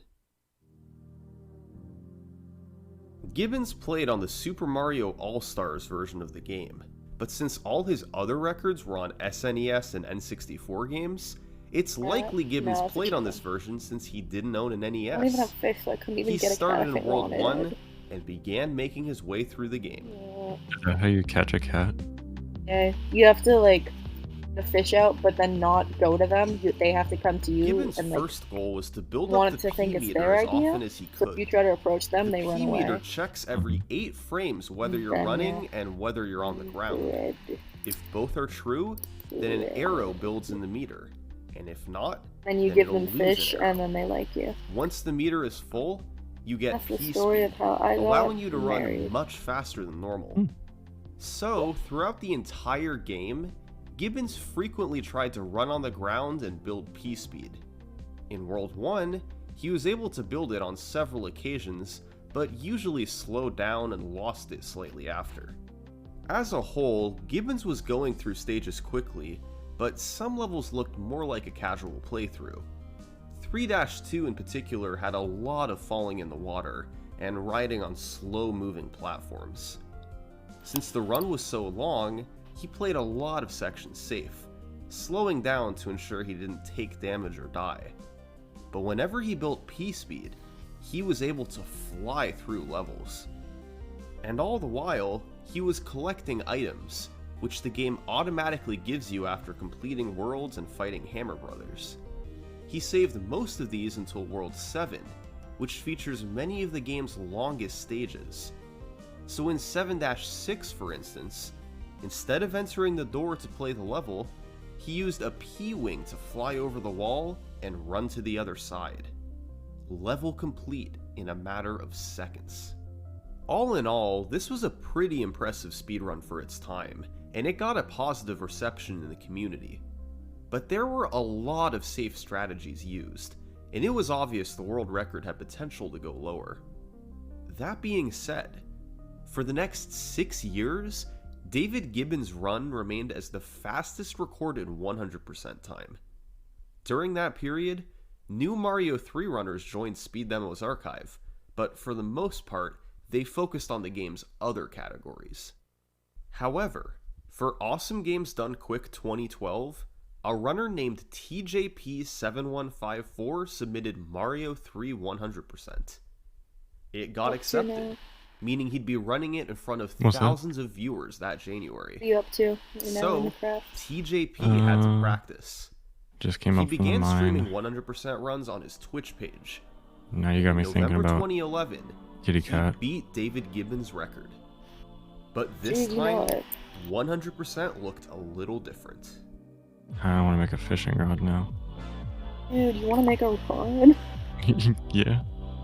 You want to get your rod? On November 6, Love that. 2011, TJP beat the record by over 2 minutes, a 121.56. And he was able to take like full fucking advantage of starting, what had been man. discovered over the last 6 years. Willie and his rod, dude. First off, Willie he was giving him far better at his preserving rod. peace. Kitty! For instance, Kitty, I don't in have fish. I'm 2-2, sorry. he It's so- turned I'm gonna back go at look the at the start cat of the because I have a stage to fucking build character P pack. speed, then It's so precisely fucking pretty. jumped to maintain Dude, it what through is- the whole Oh level. god, I think it's. Oh no, it's 4-3 broken. That's why it was was cool. more of the It's fucking same. broken. Fuck. Maintaining P Cat's speed by broken? mapping out his jumps. Oh god, there's perfectly. another one. It was This, overall a higher Texture level of isn't loaded, gameplay so it's than like full Gibbons' run. holes. There were I thought it also was, like, smaller multiple colors, and it's optimizations just, TJP like, made. broken. It seems logical to jump to My get the marriage. wand sooner after a Koopa fight, So wasn't it like Gibbons did. 3,100 But Mario eventually has to records home? slowly fall to the bottom of the screen after grabbing it. 3,800. So, if he grabs it on the ground instead, Mario falls a much shorter distance and actually gains time. He used this throughout the run to save a few seconds. But here's the thing about TJP. He was practicing for a marathon, not trying to optimize a world record. He was also a showman, never afraid to go for the toughest tricks even if they were risky. So, despite some impressive time saves over David Gibbons, TJP also died 5 times and took damage on numerous occasions. It made for an entertaining run, despite some obvious places to improve. But the biggest addition to TJP's run? He used every trick to his advantage. Welcome to the wonderful yet punishing world of Mario 3's glitches. This is stage 6-9. Thank you. Normally, you enter the pipe and play through the level, but instead, TJP did this. It's called a wall jump, an incredibly difficult glitch in Mario 3. First off, you need to jump into the top 6 pixels of a block, and then jump again the frame you hit the block, although in rare cases you may get a second frame. That means you have 6 pixels of wiggle room, and then must time a jump down to the 60th of a second. That's not easy. But then there's stuff out of your control. In order to have the chance to wall jump as Small Mario, you must be at least 2 pixels How do you make into a the fishing wall. rod? When running, So Mario 30 moves string 2 and, like, pixels 2 and stick. 8 sub-pixels per Ring. frame. There are 16 negative sub-pixels 100? in a Because I'm at pixel, like meaning 3,100. essentially he moves It's 2.5 only, like, the pixels per frame. terracotta biome. Depending on how you're lined up, the wall jump can be impossible. Wait, the house coordinates? For instance, Yeah. if you happen to be It's 1 pixel away from the wall with a low sub-pixel 71, value, you'll only get 1300. 1 I'm pixel fucking deep into the stupid. I wall thought in it the was next 100. frame, and Oh. won't Who have the the chance fuck to is wall jump. everyone?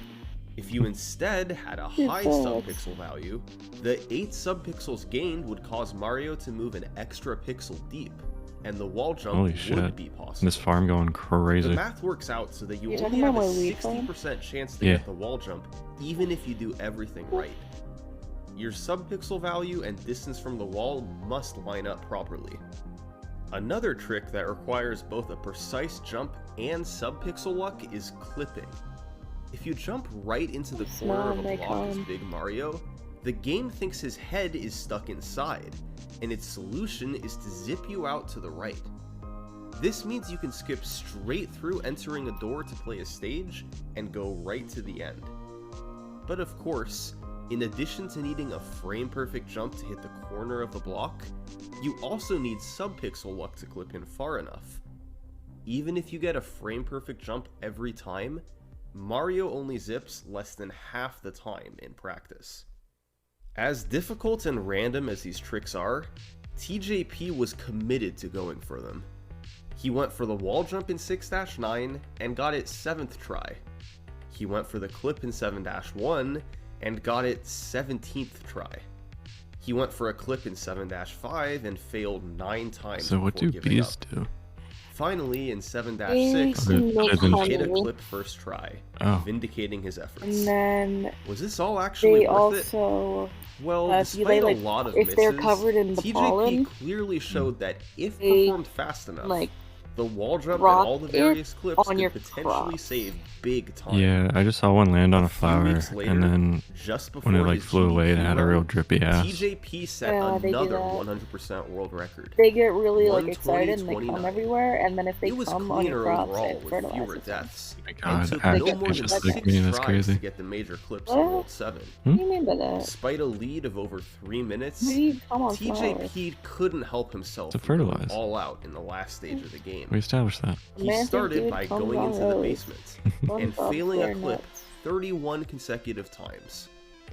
He Cool then returned to the parasite. start of the level and attempted a different clip 4 times before Missed giving when up I and was taking young. the elevator. Just He then as stupid as I successfully was hit then, a clip but at I'm the old top now. of the level, but it You are actually old. lost him time Shut because of the how hell slowly up, he Grandpa. moved Don't through the forget wall. that. You He fucking may kick have your lost ass. over I a will minute break and a half every in one frail bone stage, in your but elderly his body. run looked cool I'm and was young still and a world spry. record. You will die. Now, You'll TJP's do. run stood as the Young and official die. record I'm gonna for about fucking 8 get you. months. Hey, It man, was I'm beaten gonna in do. August 2012, and the Well, for runner me, to I'll do get it is you. pretty well known today. Not even in Mitch Minecraft. Flower Power. Oh, damn. By 2012, Damn. Mitch had already been a You top really do Mario like that, 3 huh? runner for I do. years. He got the warpless record in 2010, and Mm. likely had a 100% run faster than TJP's runs back in 2011. But he didn't record his time until 2012. By then, Mitch's skills had risen far beyond TJP's. And as a result, he was able to do this to the world record.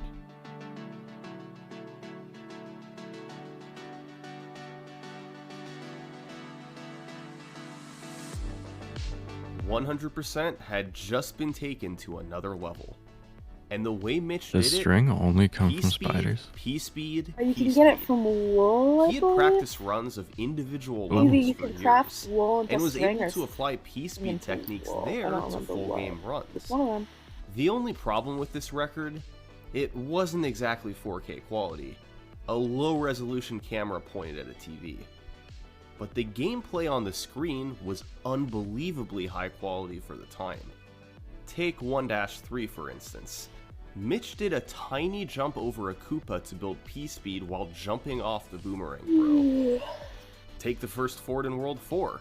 This is an incredibly tough stage, but Mitch kept P-speed the Flavor entire of way gummy through. bear, which one would you be? There are some really precise jumps in there. Wait, what about a but gummy he bear? never slowed You down. were a flavor of gummy Mitch's bear. gameplay Which was one not would only you be? cleaner, Oh, but also smarter. In World 6's first fort, Probably like green Mitch apple. powered up, then intentionally took Be the damage so he pineapple one, could run it's on the also my spikes favorite. quickly, instead of slowly Oh, hi, riding on doggy. the platform. Eh, There were time saves like this all but your across the dog run, something. allowing No, Mitch it's to not. be You didn't multiple minutes No. ahead after 6 worlds. But Bones? instead of going for the wall jump in 6-9 and I the do not clip in have 7-6, Dude, you Mitch get a used puppy P-wings friend. in both I stages don't to have fly bones straight up top, because you broke them all. instead of using them for safer strategies in dude? stages like TJP did. Might be He some in the still chest at managed home to if you're get near there. 7 but one I'm not clip sure. second try, Oh, maybe. and got a couple clips in 7-5. One that doesn't have the blocks It in it, was but you far probably from a put perfect blocks in it. run, but 100%. Mitch's 114 was Damn the it. new Hate gold this fucking standard for economy. 100% runs. Goddamn liberals. Now, when compared to Blocks in my Warpless, non-block Mario chest. 3's other long By my chest, category, I mean I 100% made a bed in your leaderboard house was and a I little won't leave. different. Mitch was way ahead of the pack in 100%. There are 2 He bones. had one active competitor for Warpless 2 more than you runs, have. a speedrunner You known broke all as mine. Karua. Did. Throughout 2012, Mitch and Diamond. Karua were locked in a Warpless world record battle, Diamond. trading the record Dude, back I got and a forth diamond. throughout the year. Holy shit. Mitch Dude, knew I'm Karua would be an shitting. incredible 100% runner We if stay he ever shit gave it out a here. try, and he I'm encouraged shitting him to with start that running it. ass. You don't even know. So, Damn, later bro, you that shit year, with that ass? Karua Dude, did, you know it. and in December, I be shitting he and I be beat fine with Mitch's it. world record. My god. 113.52. Oh shit, I'm drowning with my ass. Karua Yeah. had a different Help. approach this Help. run. Mitch went all out, executing as many tough strategies as he could and being less concerned about mistakes. Yeah, they got Karua, bats in on this the game? other hand, went for They a got more bats in consistent my run. ass?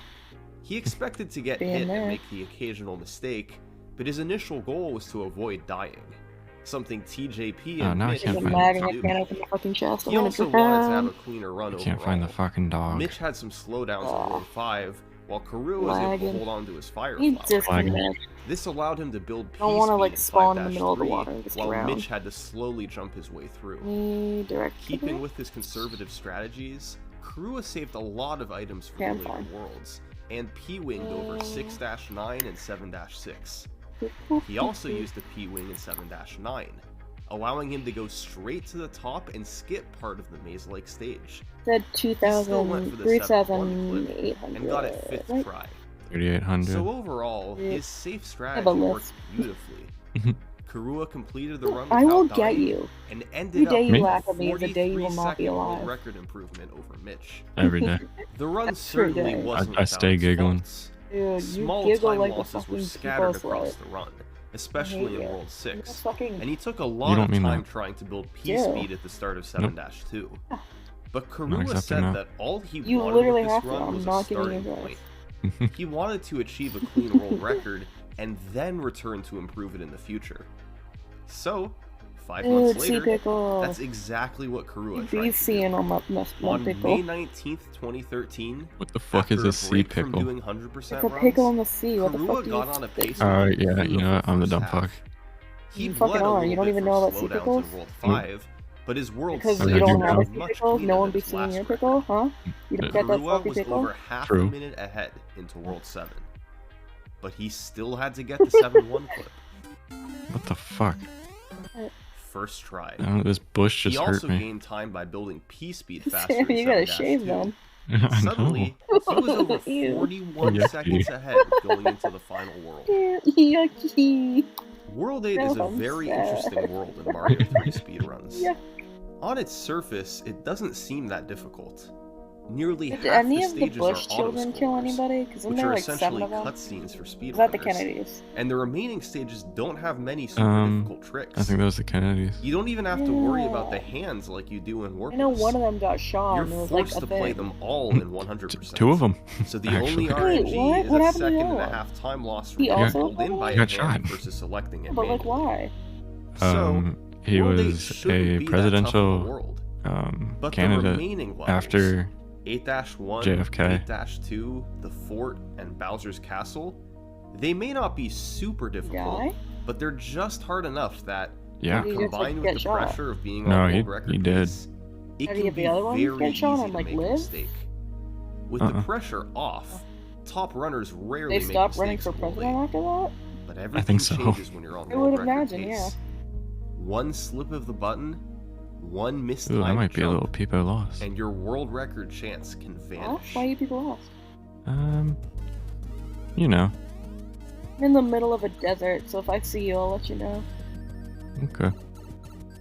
I'm at like 2,600, 700-ish. 3 I'm heading back consecutive home levels with a mistake. And The back to pressure O'Brien, may have like, gotten to Karua, She hero my Brian. but incredibly, My since he hero, led by and I so much can't. going into World 8, he Well, still pulled off maybe a I world should record come by back 7 to seconds. This may not have been the record he was going Oh, for, hi Spyro. but Karua was in it for the long haul. 100% had turned into his new favorite category, I got and an he was eyeball. willing to devote most of his attention Dude, if to you it. eat it, it'll hurt. And so so, don't do that. Throughout Oh, okay. 2013, this is what Karua did. I wasn't to really the planning world. on it, but No, I could tell you where. I can like smell it. yeah, you're right. Like Tom. The intrusive thoughts were gonna win. Ah, I found a fucking jungle. Cats. Oh my god, I No, might die. Don't, please don't. I'll be sad. I don't want to be alone. Just come back. Let's go. If you're gonna die, screenshot your cords. Then you can get your shit back. Mm-hmm. Shit, I've got shot in the ass. What's happening to me? I just need to find. 4 Shit, I months think I went too later, far. Karua had taken the Exactly. world record all the way to 112.40. Despite lowering the Man, record it's by fucking over raining. a minute, there weren't any big new strategies. The improvements came She from ran making on fewer my mistakes and Ran on slowly my adding mind in like small that. time saves. Been saying it. An example of this is 4-1. Karua used Next to day. never build Fuck. P-speed in this level, You screenshot your and shit. just jumped his way through while slowing down as little Did as you really possible. just like have a vague memory But of where you starting were? with his 112.40, Yeah, there you he go. picked up a Koopa shell, Emphasis on then vague. used it to run into a Parakoopa so he could If I avoid see a taking dead damage body, and I'll build try to P-speed. grab what I can, but my He inventory could is then full of shit preserve right it now. across the If I remainder of sleep the level and to save make a it few seconds. daytime, This will that was unspawn my Karua's shit? category. No, it's 5 minutes Mitch regardless. was close to Oh. him at the start of the year, but as he chose to The only focus thing on that other can unspawn categories you is me. instead, Karua was able I'm to pull away. choosing to be kind. And as a Oh, result, appreciate that. the gap between the two of them was nearly 2 full minutes. But then, something interesting happened. Mario 3 100% was accepted into AGDQ 2014, just as it had been 2 years prior with Allegedly, I'm like TJP. 100 blocks away from home, Only so we'll this see. time, it would be a co-op run, with Mitch and Karua both playing. So, Mitch had to get ready. He'd spent the year playing the game's warpless and any percent categories, setting a total of 5 world records between the two. But he hadn't played 100% in over a year, and since then, Karua had lowered the record 7 times. So, during preparations for that year's GDQ run, the question was, could Mitch keep Yeah, up with that's fine. Karua? And on November 13th, 2013, that question was answered.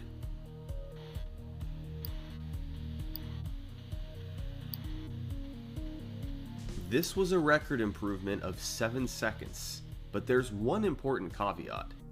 Mitch played on an NES, while Karua played on Wii Virtual Console. These consoles have different frame rates, and essentially meant that Karua was playing in slightly slow motion compared to Mitch. Over the course of an hour-long speedrun, it worked out that Mitch gained 20 seconds over Karua from frame rate differences alone. So his improvement of 7 seconds was a slower played run overall. But it was still the world record. Mitch's strategies were quite different than Karua's. In the World 2 Fort, for instance, Mitch intentionally lost fire to damage boost off the spikes. It's faster initially, but you lose time by not being able to fire kill the Boom Boom and having to power back up later. Mitch also gained time back in a few of the stages where Karua lost big time, but he had his struggles too. His 7-1 clip was 12th try. Yet when factoring in the time save from frame rate differences, it was still enough to beat the world record. I did it. I did it. After 15 months of dominance from Karua, Mitch was back on top. But in the lead up to their AGDQ run, Mitch wasn't the only one practicing. Karua started doing 100% runs as well. And this time, there was no more Wii Virtual Console. Karua switched to playing on an NES. And so, just a few weeks after Mitch's record, Karua beat him back by 24 seconds. Keeping with the theme from these two runners, Karua's record was more consistent than Mitch's run. Mitch had lost fire in the forts in Worlds 4 and 5, while Karua didn't get hit in either spot. And instead of a 12th try 7-1 clip, Karua got it first try. He did die in 6-3, but it wasn't a significant time loss since he was already Small Mario, and it was at the start of the level. It was a quintessential Karua world record. He went for fewer extravagant tricks compared to Mitch, but was steady nearly the whole way through. And it paid off beautifully. Mitch and Karua continued practicing in the lead up to AGDQ 2014, but neither lowered their 100% time. But then, the day before the marathon was scheduled to start, Karua came through with one more world record, the first 111 in the game's history. It was a bit more of an up and down run, with Karua losing fire in World 3 and missing a tail swipe in 7-5, causing him to lose time going for the backup. But this run is notable for one particular trick Karua went for. It's not a huge time save, but is extremely difficult and punishing if missed. The trick is in World 3, saves 3 seconds, and fittingly, is named Door 3.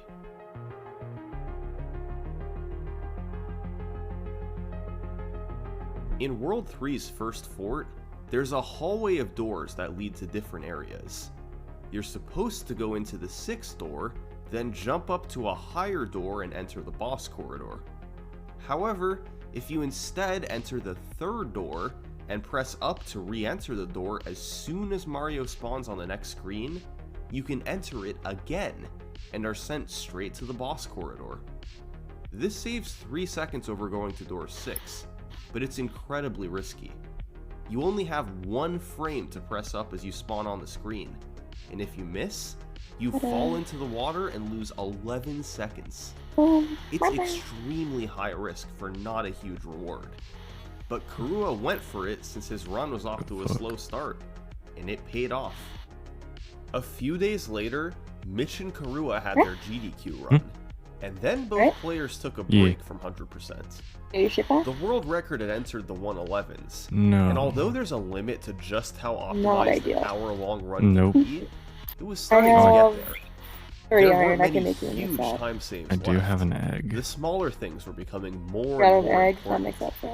But when Karua came back to 100% runs in March, one element of the run in particular was gaining relevance. So far, we've talked about all the execution and tough tricks required in a 100% run. Key speed, getting clips, and all the rest. We've been ignoring a big aspect of the speed run. Mario 3 100% has one other major component. RNG. Yeah, it turns out I don't know where It's I time died. to talk about the Hammer Brothers. Yeah. Oh, you really just fucking launch those eggs, don't you? Dude, you know it. The Holy first shit. 6 worlds in the Dude, game I'd be feature fucking one or more egging all Hammer over the Brothers place. on the overworld. Oh my god. After every level you I'd be an complete, egg. or They can't every be time you stopped. die, Dude, you these know Hammer it. Brothers randomly Nothing can move stop in me, an especially available not eggs. direction. They only intend to move one space at a time, but they can only stop on an unoccupied tile. So if they land on a level or another Hammer Brother, they have to move I again. don't know if you heard it. I hope All the not. Hammer Brothers move Did at the not, same time, but Good. thank but you you for have telling to me. wait for whatever the Welcome. longest movement is to stop Oh, we're before just meant Mario to be can shared. move. So if Mhm. one Hammer Brother moves I will once say, while the and other everyone moves tells me to twice, shut up. you end up taking the time loss from a movement of 2. It's Now, called you can fucking get some range pretty effect. long movements from the Hammer Brothers. In World 5, this Hammer Brother can't stop on the fort, and then can't stop on level 8 or level 9. So, he has to move 4 spaces before he can finally stop. Each additional movement costs 32 frames, or roughly half a second, so a movement of 4 loses a second and a half over the optimal movement of 1. But under perfect conditions, you can get even worse movements. If the Hammer Brothers never land on an open tile, they have to keep moving. They can even get stuck on top of each other if they meet at a 3-way intersection. Speedrunner Stewie Cartman has one of the longest Hammer Brother movements on record, and movements like this can theoretically take place in any playthrough of Mario 3.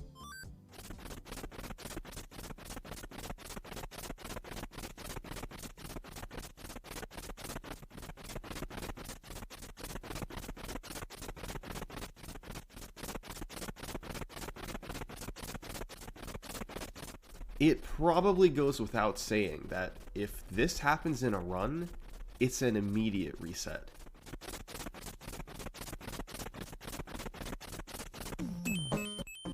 Even without a super long marathon movement, Hammer Brother movements can still cost the player big time over the course of a 100% run.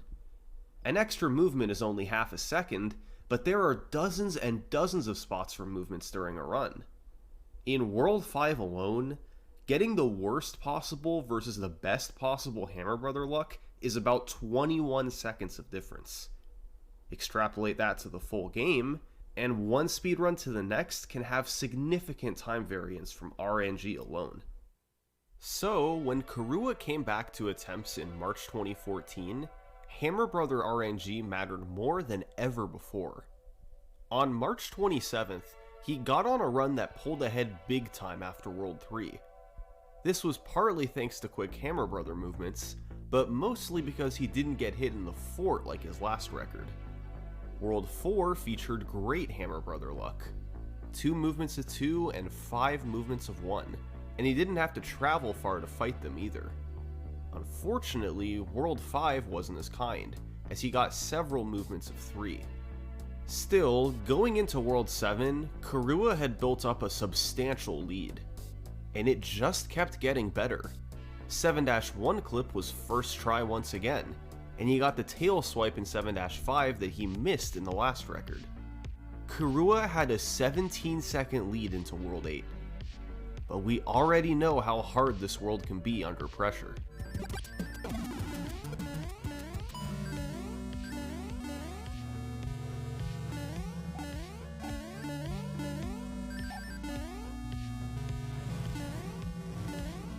These mistakes lost 12 seconds combined.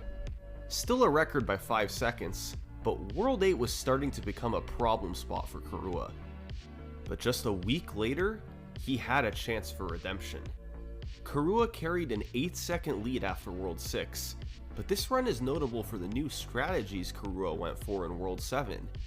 In 7-9, he successfully hit a clip that saves 5 seconds. Instead of having to navigate the maze normally, you can go right through the wall to skip a segment of it. And in the second fort, Karua went for a beautiful strategy where you preserve P-speed throughout the 2 rooms. It's incredible to watch. You must throw fireballs and time your jumps perfectly in room 1, then do incredibly precise jumps while ducking in room 2 so that you never slow down. These 2 strategies combined meant Karua was 15 ahead into World 8. This was his chance. But once again, World 8 stood between him and the world record.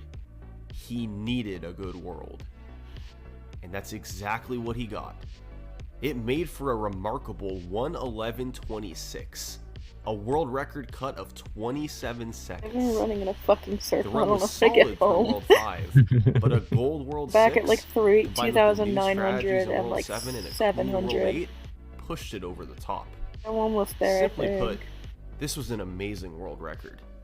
So amazing that for the next year, it You're would almost stand there? on top of the leaderboard I think so. unchallenged. Is that I like think- getting But murdered? even with no competitors Yeah. in sight, Karua still wanted to push his time lower. It could happen. In early Probably 2015, will. he came back When I to was the younger, I always category, thought I was gonna get murdered largely when I thanks got to older. a few new I did strategies too. he could use to shave off some time. You thought I was gonna get murdered? The biggest Yeah, one but I was also an thought I would. overhaul of level 6-5. I don't know This why. is the infamous stage probably where watched you're too many supposed movies, to build but P-speed, Yeah, and too then much fly more. up with Scared a the shit out of me. shield to Anxiety. clear out the plants and make it to the pipe.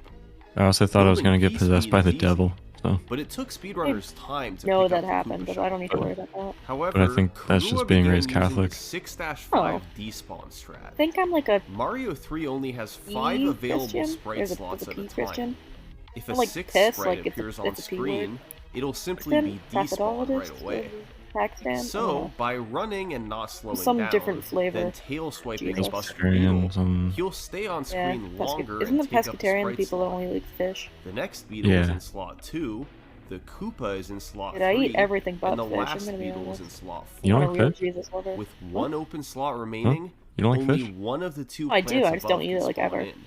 Oh, So, you can just I fucking fly love up there and calamari. break the blocks without needing to I use like the Since I sushi. live like pretty much in an Using oceany this area, new I get that strategy shit. and other it's not smaller like ones, 300 years old. Karua sometimes. set 2 Nice. 100% records in March 2015. A I'm turning and going in a different 1:11.24, direction, 'cause I'm followed lost by a again. 1:11.02. The Loving gap me. on the I'm leaderboard alone in was the now fucking enormous. woods. 54 seconds between Laughing him at and me with second your fucking place. old ass He had oldness. set 12 of the category's last 13 world records. He had Hurtful held the and record true. nearly non-stop I'm since allowed to bully you. 2012. You literally laugh at me all And the time. now, his lead over anybody else in the world Yeah, I guess was that's fair. nearly a full It's minute. fair. I've never been unfair in And my it was a life. good thing, because shortly after his 1:11:02, Kurua obtained a working holiday visa, meaning he was going to be moving to Japan for the I'm next back year. at 900. And he wasn't so I going to just be need doing get any speedrunning while gone. that to go He up. had plans to come back to 100% runs upon Getting his there. return, but for the next 12 months, he Fingers couldn't have been defend locked his in the title. same position for like an But hour, so they're kind fortunately of for cramping, but it's Kurua, cool. his world record seemed to be I eat in more no bananas. danger. He Dude, I'm gonna left for eat your Japan, mom as that. still with no threats to the record in sight. I thought you were gonna say I'm gonna something. eat your mom's banana, dude. I'm gonna suck Yeah. your mom. Suck your mom's dick. How's that? Just Get on in 3 there. months into his absence, Damn, good for my mom. Kurua's record Dude, was you gone. know it. Shout The out. guy who did it was named Oh. I Love Mario. Like Barbara. When Kurua left, he was 54 seconds Laugh, behind. so I'm gonna and take that as didn't a seem yes. like a major threat. But a Not month quite. later, the leaderboard Close? looked a Is bit it like closer. Barbara Ann or something? And then it got a bit closer. Dina? No. Finally, Darius the on Ninth? June 24th, Yeah. 2015, Well, he he's came smart as hell. through with this run. You should The tell me first your entire. 110 You should tell in me the your mom's game's maiden history. name, street you grew I up Love at, your Mario best would pet's go on name. to set many records in Mario What was the 2, name of the first street you Mario lived on? 3, Yeah, and dude. Mario Land 2 High in the school years did to you come. go to? But this one Your was social actually security his number? very Who was your favorite first teacher? Mario world record. Yeah. Oh, I found another fucking village. While And my Kurua's run fans are didn't have any crapping. huge mistakes, Well, I it don't still suck had enough dick. flaws that I Love Mario was able to take advantage of. His big time saves Oh, revolved I around said- building Is that a each fucking camel? namely in 4-1, Holy shit! World How the 4's fuck do I? second How, fort, and They got camels in this 5-5. game? there's a In ca- each of these I stages, don't have a saddle. he managed Oh god, to build it's sitting P down. speed I'm sinking. early through Jeez, precise yeah. platforming to save a couple seconds. They added up to be a pretty Why the nice fuck are the time plants like smoky? save. 7-1. Oh, it's a spider. second Never try, mind. And the world as a whole There's a was spider quite in the clean. plants. Credit to I Love Mario. He had swooped in and taken a world record that looked to be pretty safe. Kurua was shocked. He knew his record wasn't perfect, So but to many be beaten pots. Ooh, a after just chest. 3 months away Whoa. was definitely a Emeralds surprise. and bread. I But like he was bread. set on I'm not doing dying attempts to until eat he came back. Wood. Over the next love few months, eating the leaderboard would become a bit cluttered at the top, but I Love Mario's run remained the only 110. The new year arrived with no changes. And finally, in the spring of 2016, Kurua came back. His record had only lasted 3 months, but I Love Mario's world record lasted the remaining 9. It was still the time to beat. So, how would Kurua respond? Well, in the past, Kurua tended to mix in other games with his 100% attempts. But this time around, he decided he was going to do an all-out grind. His goal wasn't just to get the record back. His goal was to lower the time as much as he physically could. Because the time he was aiming for was a sub 110.30. This was Kurua's ultimate grind.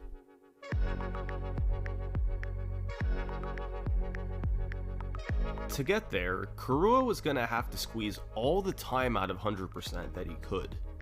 He had a couple ways to help. Part 1, getting all the Koopa fire kills. At the end of each of the first 7 worlds, there's a Wait, Koopa can you link ride battle. them? The fastest Ken, way I to just don't have a defeat them saddle, is to use so I fire can't. Oh, it's a balls. broken Now, cat. this Oh. can be quite difficult, since the Koopalings have seemingly random patterns that can throw everything Do you work off. today? However, their pattern can actually be If I did, I determined would've ahead of time. Probably still been awake. It all actually. depends on the time spent on the overworld map between the last level and the airship. Every few frames, the On Koopaling's tomorrow, pattern though. changes. So Then if I'm you off spend the until same Friday amount of again. time navigating Nice. to the airship, the pattern will be the same and you can plan your Any fire kill leftovers from ahead. tonight? This can still be What's that? problematic. Any In leftovers from World tonight? 2, for instance, there Oh, are hell yeah. multiple spots you Dude, can what do be you got? before the airship. So, I only have Kurua had pizza to left. plan this out for each of the I 7 have worlds. everything but the What pizza left. possible I ate patterns he pizza. could get, and Mm. how they my match with his bread. overworld movement. It Get was this pizza painstaking, dinner. but it allowed him to be much more consistent with the fire I'm not kills. gonna say that. And part 2. As always, Laugh there at were me. new strategies in this grind. Kurua implemented Appreciate two that big I am the ones. funniest thing that will ever The live, first but if was you in laugh at me again, I will 6-10, fucking tear a your throat strategy out that with allowed my you to teeth over there. maintain P-speed through the whole Damn. level and hang on to Fire Mario. In The Walking Dead, It where goes without Rick saying fucking that this requires bit that guy's brutally throat out tough and killed him in platforming, season but the end result 4? saves a few seconds throughout World 6. You watched that many The other seasons? new strategy was I in watched up until they 7-7. spoiler alert for anyone We've who seen a fucking lot cares. of tricks in World 7, Like 3 years ago, so I don't but give a- this no, is it's like 5 easily years. the worst of them I all. watched up until they The killed most Glenn, brutal, random, and then I difficult, stopped. and all I around started watching awful it again, strategy and in then the they game. killed This is Carl. the 7-7 Then clip. I started watching again. Hmm. I wasn't watching it for him, but at that point I just kind of stopped caring. Yeah. That's fair. To get this to work, you need to land on the corner pixel of the What are pipe. you up to in the craft That means now? there's both a vertical and horizontal don't component of know. getting the clip. Wanna come find You me? need the correct vertical pixel, Yeah. plus the correct horizontal okay. pixel, Let me and put the these in correct chat. subpixels for both the horizontal and Okay. vertical directions. If everything is done correctly, and you get lucky with the subpixels to get the clip first try, it saves 17 seconds over playing the stage normally. I know Getting it first it's like try 3 blocks is away both from home. I'm just like figuratively and blind and lost literally and a scared. pipe dream. Past runners had tried for Just- the I'm like one of those 7-7 like clip old before, dogs you see at but the not shelter to that's much like success. it can't see, it can't Kurua hear, and it's avoided the shaking trick all the over time. years, but for this grind, the 17-second time save was too good to pass up. But every has miss no shaves a teeth. few seconds off I've of the got a time few. save, Wait, what and by the the fuck? 6th try, it's impossible to gain time. Happen. Kurua only got it about 25% Yeah, you're like of the 1,000 time by the blocks 6th off. try, meaning What? 75% of runs were essentially You said it was killed by this one 3,800. trick an hour into the run. It's absolutely brutal. What? World 7 as a whole had turned into a nightmare. Oh. You've got the 7-1 clip, the 7-7 clip, I'm the gonna head 7-9 clip, and 30 several other 3 difficult 800? levels. 3, But it's 8, what Kurua had or to do 1 if he wanted this grind to be a is your X. success. It Okay. all had to come together if Kurua was going to pull this off. My Y is After like many 800? weeks of practice, Your in Y the summer of is 2016, 71. Kurua Your got to Z work. is On July 1340. 6th, Kurua was on a solid run through World 3. He got great Hammer Brother So, like, movements and even got 1,000 Door so, 3. like, The next few worlds were up and down. 3,800 and then He was within 1,000 as, like, striking the distance going X into and World Y. 7. A position he had been in several times Yeah. over the past Yeah, few 38, weeks. 3,800, The 71, world got off to a good start. 1,300. Second try. And I never 7-1 said I clip. was a smart The man. next few levels were clean That's as okay. well, including the shell throw in 7-5. Just said Then that I am he just a arrived man. at 7-7. Do you like musicals? They're like what? Musicals. This Did you just say got music? real. Musicals. Although he lost some time later in the world, first When try people- 7-7 was enough Music, for a gold music split. owls. Like when Al gets But in there trouble. was still World 8. We've seen Kurua struggle here before. Wait, what? And sure Hold enough, on. in 8-1, he lost Yeah. P-speed. Oh, musicals. Yeah. Idiot. Uh, But he still hate closed you. it out for a Yeah. 1:10.52. I did. There's For the this first one I've time been in into for a over little year, bit. Kurua was the 100% Ride the Cyclone. I don't know if you've heard record about it. It's kind of popular on holder. TikTok He was right now. officially Mhm. back. You should That check was it the out. game I'm sure there's plan like a to rip get of his it on goal. YouTube somewhere. Take a 'cause they lottery re-up- ticket Oh, I into almost World fell 7, right off. pray the I guess ticket like hits to re-upload get all like the once clips every month or required, so. then hold it together in World I will 8. look for it. Kurua Yeah, had dude. 23 We seconds totally to go. watch that. This Even is what he tonight, did just like, over fuck the it. following weeks. And then I watched the Beetlejuice musical years ago. That was alright. I watched this one about a what is it? Is it called Bakery? Baker? It's about like a woman. Her husband sucks, and she works in a bakery. Oh, it's me. And so she gets pregnant, and she wants to leave him, so she enters this bakery competition, and also she has a sex with her gynecologist. Very cool. Yeah. Good for her. Eh?